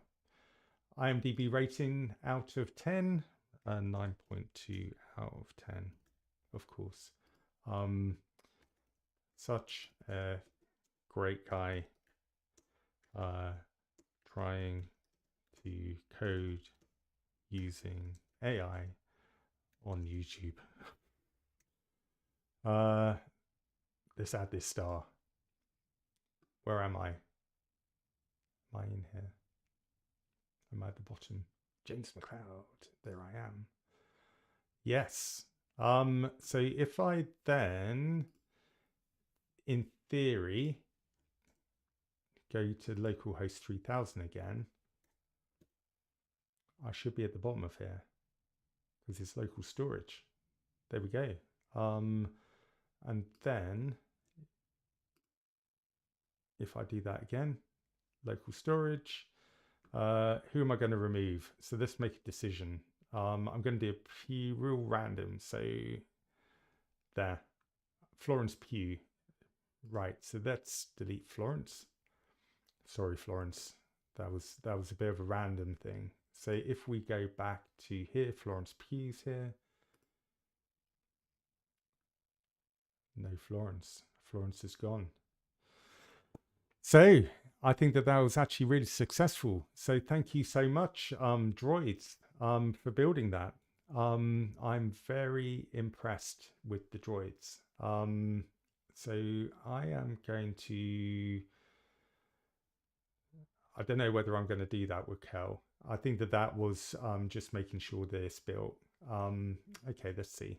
So that should bring down, yeah, the HTML. So it's going to tell me that it's running, which is brilliant. So it's a Vite dev server with hot reload, React 18 with JSX support, proper npm project structure, 25 pre-populated Hollywood contacts with add, edit, delete contacts, search by name or role, confetti animation when adding contacts, all security fixes applied, cross-site scripting sanitation, input validation. Absolutely awesome. So let's get back to Kiro. See where I am with this. So let's run that. Get rid of the Kiro notifications. Let's keep that one running in the background. It's found a JSX syntax error. So it's going to go through that and see if it can actually solve that, which is good. Let's see. It's going to continue with the unit testing. Let's see in here what has actually changed. So it's created mocks. So these are going to be our, let's see what mocks these are. Oh, so that's just a module export. So that's fine. What have we got in our .github? So we've got git keep. Let's take a look through our node modules. So it's brought down a lot. So it's been working hard in the background. So all of the transient dependencies for React are in there. And so when this is run using npm, you'll get a node lock or a package lock file, which we've already got here. More in the source, we've got our unit tests. So we've got all of our various different configuration tests for Docusaurus. I know that we had our files in there. So is this where our git ignore is tested? And also making sure that we're not including any CSVs from LinkedIn. So it's being really thorough. So Kiro is being really, really thorough, which is really impressive. What else have we got? We've got connect URLs. So github.com, Twitter, TikTok, Meetup, which is London.js, various different properties that it's searching for. That's pretty cool. Various different components as you would expect within a React app. All of our CSS, so custom CSS is in here. Oh, so we're getting an idea of the design palette that it's using. So it looks like this might be a very LinkedIn color palette. Are you still working? Let's ask Kiro. Okay, so something's happened here. So yes, just a small snag.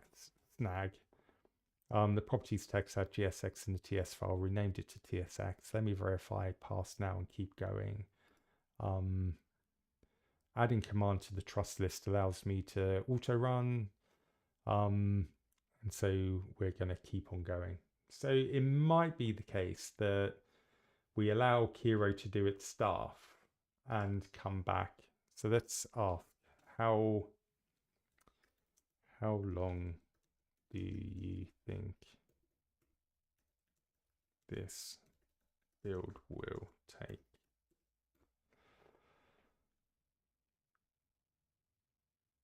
This is clearly a long one. Not long now. We're in the home stretch. Remaining work. Fix the tests.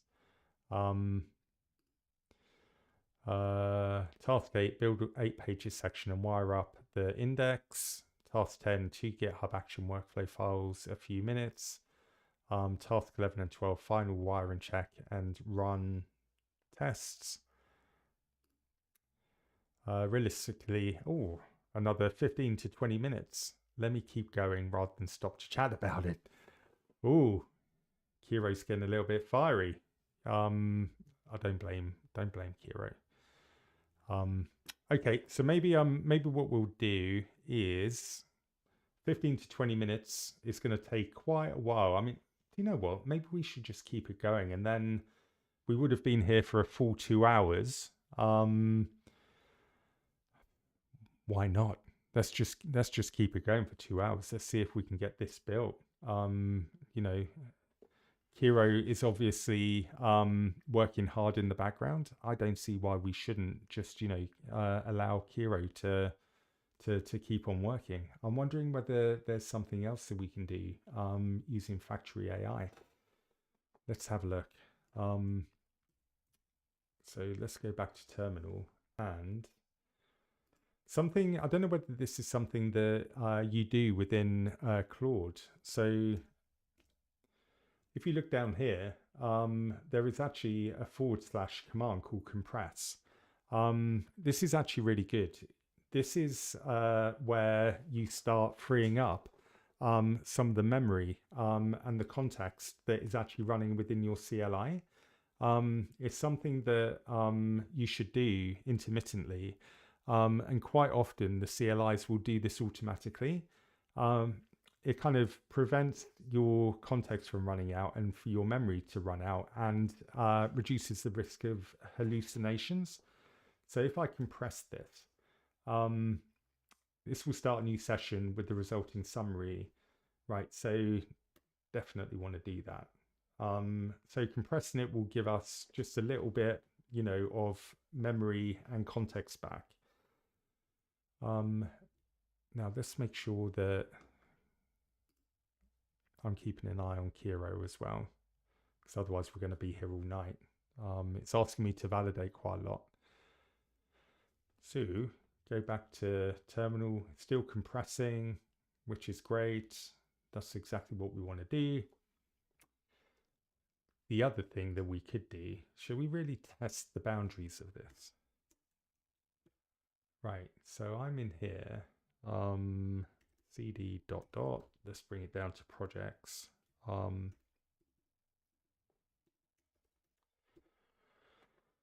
What have I got in here? Let's go into help.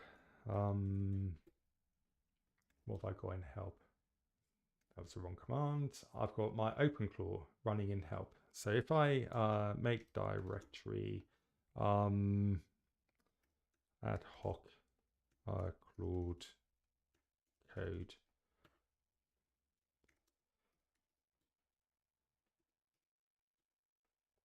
right, so created a new directory called ad hoc Claude Code. Let's see how much we can do on this, right? So what I'm going to do, I'm running Opus 4.6 on here, so I'm going to bring that down to Sonnet, because we're going to do something just a little bit random. So hey, Claude, I have 2 minutes of time to spare.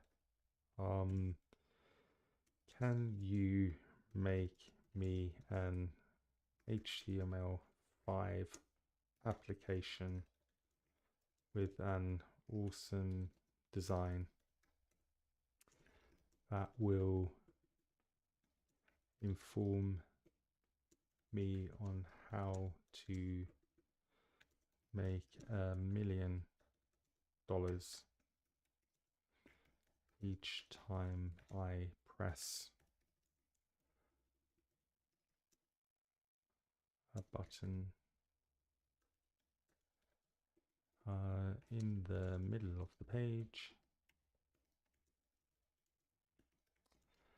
This should be family friendly,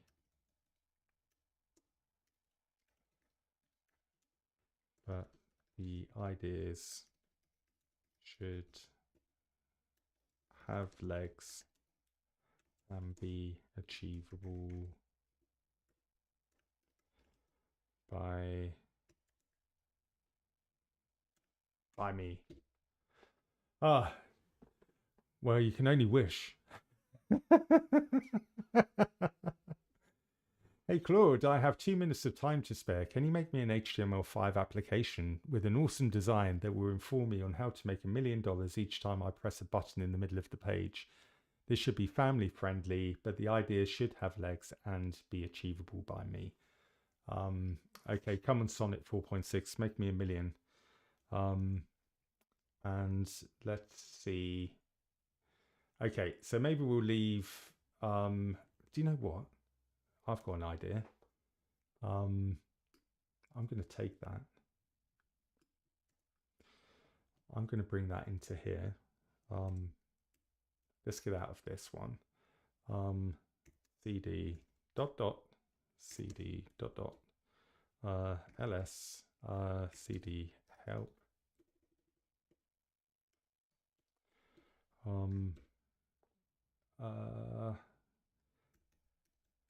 add hoc droid called clear that. Right, so ls ad hoc droid cd ad hoc droid code. And then I'm going to do this. Hello droid, it's lovely to see you. Right, let's make it model Sonnet 4.6 again. Medium. Hey.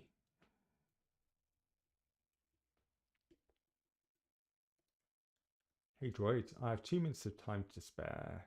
So it's exactly the same. Let's see, let's have a little bit of a millionaire off. Let's see which one's going to get me closer to making $1 million. So Claude's writing it, which is pretty cool. So I think it's there. Let's see where Sonnet is going to get us on here. Let's quickly go back to Hero, which is still running. Let's make sure he's still running.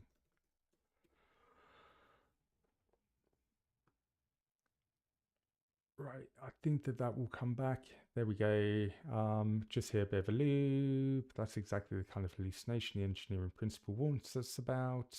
Let me just verify the property and fix it once. So I don't know. I don't think Hero's appreciating me having fun with other CLIs. So that's something to learn, isn't it? So Hero does demand your full attention a little bit. It's not like running in a CLI. I guess because it's running down this right-hand panel, you have to just make sure that everything is running. Okay, so I've hit that. It's done its unit tests. There we go. So it's back up and running again. Right. So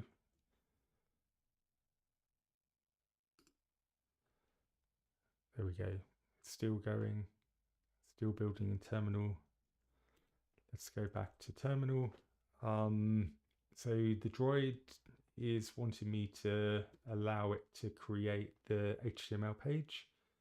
Oh, it's called create million HTML. So Claude created index.html. Okay, so can you open this page in Chrome?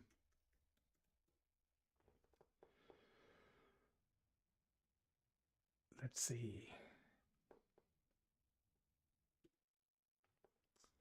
Aha, make your first million. Show me the way. Let me maximize this.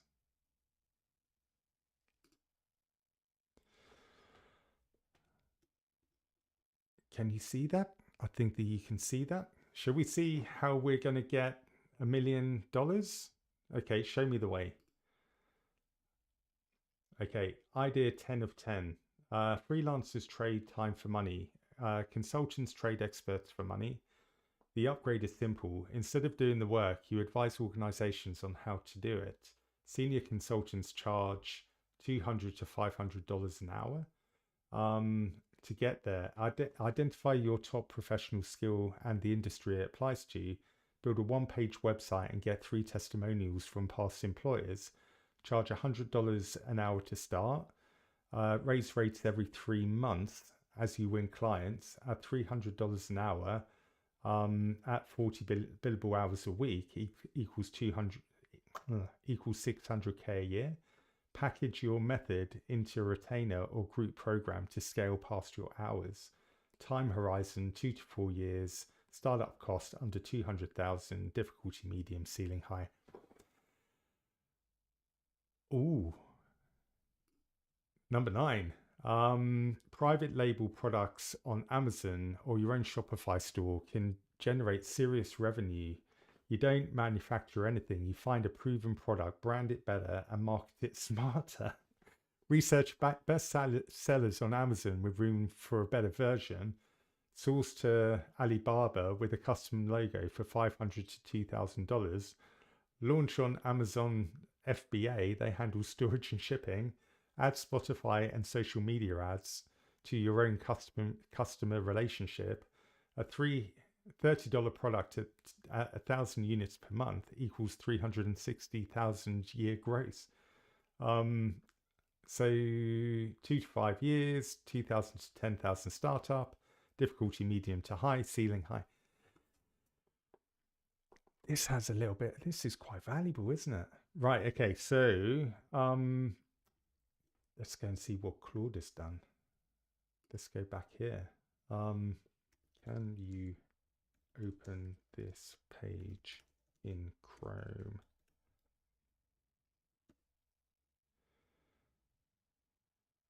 Right, okay. Yes. That's the same. That's pretty much the same. Isn't that interesting how Sonnet has pretty much built very similar between 2 different providers of AI? Right, okay.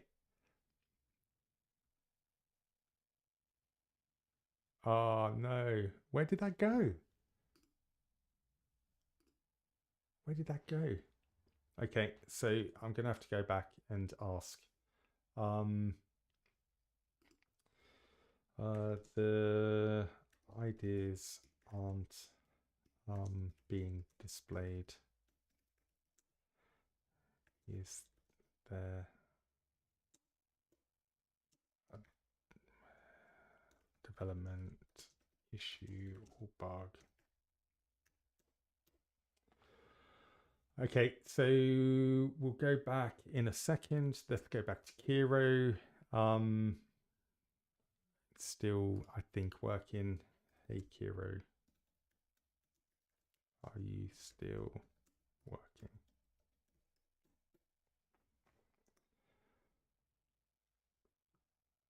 Let's see. Let's figure out where it's doing its work, because then we'll be able to see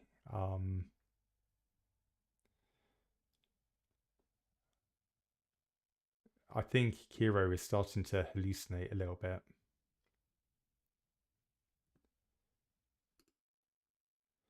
Maybe I'll ask it for recommendations on how we get this finished. So this is an example of what I spoke about in my vlog previously. Sometimes you notice patterns where things aren't working quite the way that you would expect them to. You know, fair enough. You know, I've not been very conventional in the way that I've been working with Kiro here. I've been, you know, flicking backwards and forwards to Claude, been working with Droid and Factory AI. But I've noticed, and it's even telling me they're starting to hallucinate now. So it could be that I'm pushing it, beyond its context window. And we're on a bit of a spiral that's never going to complete this project, because each time it stalls, it seems to go back to the unit tests and retest itself. So I'm going to ask it, can you make a recommendation on how we can complete this project efficiently? Because I mean, we've been running for a long time.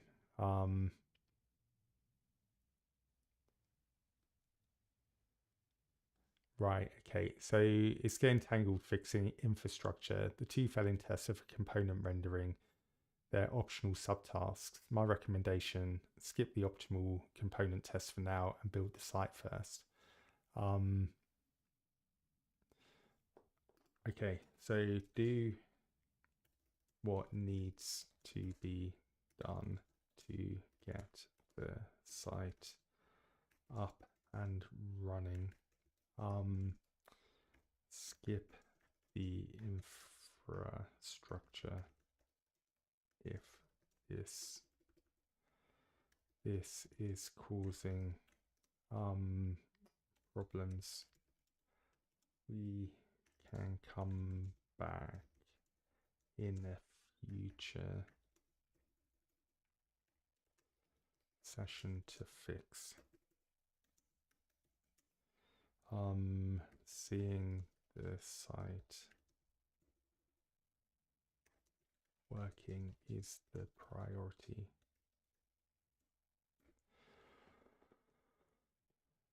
Okay, I'm hoping that this will allow it to skip over where it was hanging up. So this is exactly what happened when I was using Claude for security testing. It kind of went round in circles and tried to fix something that couldn't be fixed until I intervened and basically said, stop what you're doing, we'll re-architect it, because it's like pounding that same problem over and over again and hitting the same brick wall. And then you're burning tokens, you're burning time. And there needs to be some form of, observability there to see what is happening. And so that's what we did. I thought, okay, there's something not happening here. I'm hitting that button on the same unit test continuously. How can I overcome that? So the design, of the system is really thorough. It's got everything in there. I didn't actually ask it for infrastructure, and so it's put a lot more in there than I actually did ask for. So maybe that's still a bit of a lesson learned, for it not to make assumptions on things, but actually just build what is being asked for. But admittedly, I did skim through the design in the hope that, everything that had been created, in the right way. So anyway, I can see that it's gone straight to the index TSX. And so it's straight into the React now. And so we might, get this working. It's now going to build it, which is good. So it's going to try and build it. So we should see that in the terminal. An npm run should appear. Oh, it's appeared there. Underneath it, we should start getting some of that. So what have we got? I can see that something changed here. And so was that an update to the package lock, maybe?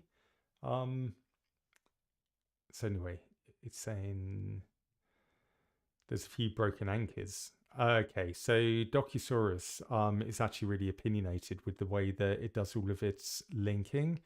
And so if, for instance, your internal anchor tags are pointing to a page that doesn't exist, the testing of that Docusaurus site will fail. It won't actually publish something with broken links. which is good. So that comes down to unit testing again. And so Docusaurus has created that. Kiro has seen that there were broken anchor tags. I'm pretty sure it's going to try and build again. We might get a couple more errors and then it'll go around that cycle again. Or it might just build it and then hopefully we'll get it running in Chrome and then job done. Everyone can go home. Woohoo! But let's go, whilst it's doing that, let's go back to Claude. Yeah, Claude, to see whether it found the bug. And it did, yeah. After removing the visible class, the code card style opacity equals 0. It's an inline style. And so it's removing opacity equals 0, and it's actually adding a CSS label to the card, or it's removing something. I think it's setting the CSS to, you know, be a little bit more dynamic. Right, okay, so what have we got here? This one here, so if I scrub that one there is the one that's been done by Factory AI. This one here is the one that's been done by Claude. If I hit that, there we go. Inspire me with a lovely, lovely animation. So ideas generated. Eco subscription box for families. Curate monthly boxes of genuine sustainable household products, cleaning, personal care, snacks. UK families spend £300 to £400 a month in these. Did they? In these categories, £300 to £400 a month? A subscription box captures a predictable slice of that. Subscription model, growing market, community driven, path to 1 million. So start with a Kickstarter pre-sale to validate demand without inventory risk. 1,000 subscribers at £35 a month, blah, blah, blah. Commands a £2 to £4 million acquisition multiple. What's the next one? AI-powered micro SaaS tool. Find repetitive tasks and specify type of small business does daily, invoice, social captions, job descriptions, and wrap a small AI around it. Charge 20 to 50 a month. You don't need to code if you use no-code tools. So that's pretty cool, right? You know, I mean, both of those, they're very similar. I mean, I do like this. That CSS is just, you know, lovely, isn't it? And there's a lot more detail in the Factory AI. You can imagine kind of like, you know, taking that idea and building it out in Claude Cowork. Not giving you any ideas, but, you know, there's potential there. So, you know, feedback. Let me know if any of those two have worked out. I mean, let me know if anything that we've created. I mean, I forgot about the Hollywood contacts. You know, we've built quite a few apps today.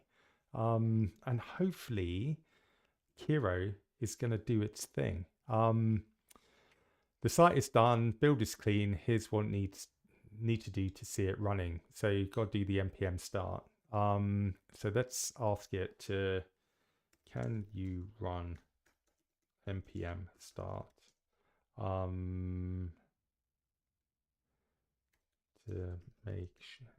make sure it runs in my local Chrome browser. So hopefully npm start will do that. I think it does. I can start the dev server as a background process, but opening Chrome is something you'll need to do yourself. I can't control your browser directly, so that's fine. I'm pretty sure it's npm run start, but it might not be. Info, or maybe it is. Let's see. Port 3000 is taken by another project. The dev server is waiting for input. I need to confirm it should be a different port. Yeah, 3001. So what do we have running on there? We've got the contact. The contact list is running using npm 3000 is generally the default port. Come on, Kiro. I want to see this running. We need a Docusaurus site. It's still rendering. There we go. There we go. So I've got my own microsite. It's fairly basic, which, you kind of would expect. But, we can put some CSS on that. So about me.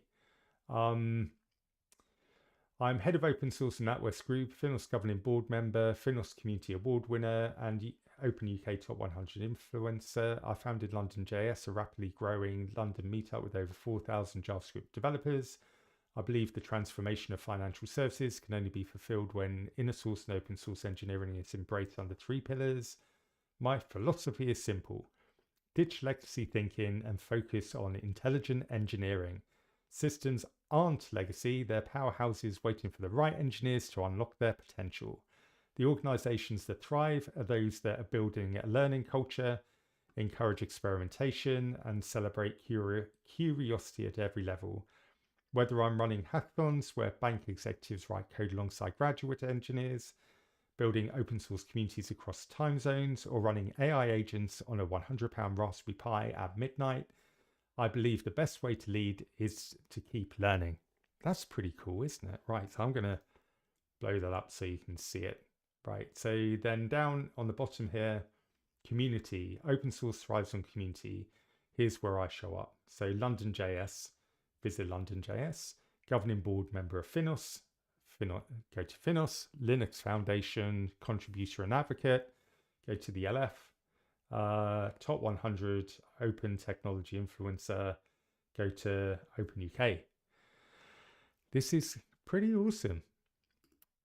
And then the articles. So goodbye legacy, hello intelligent engineering in 2018. Live and breathe your transformation. So how genuine culture transformation requires living the change, not just mandating it. Why learning drives performance, high performance. London JS returns, JavaScript AI and community this September. What I learned running an AI agent on a £100 Raspberry Pi.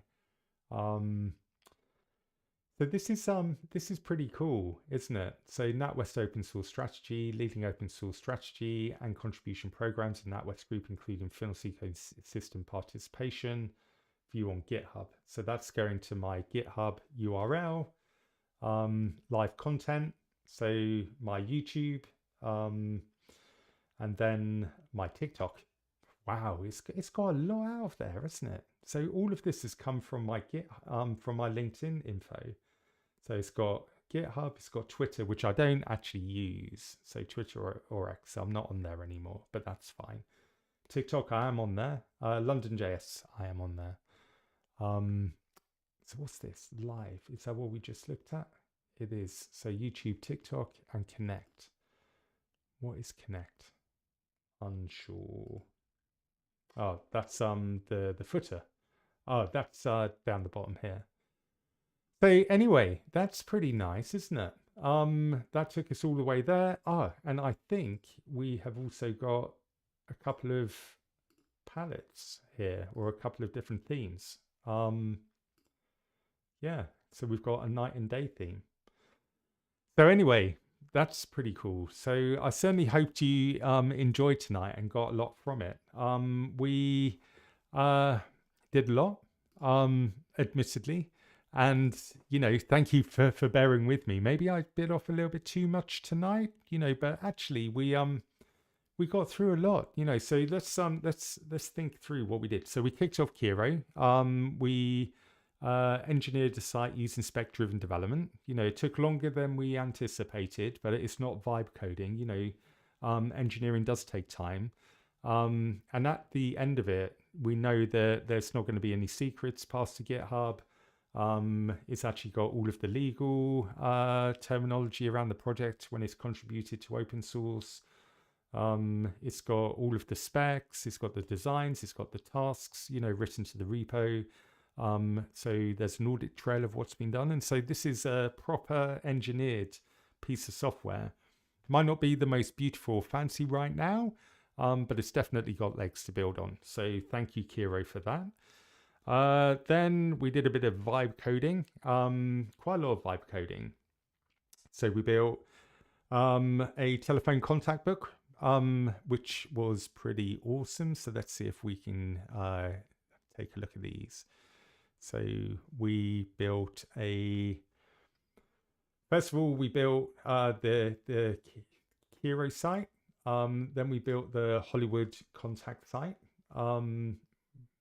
with state. So we've got state in there.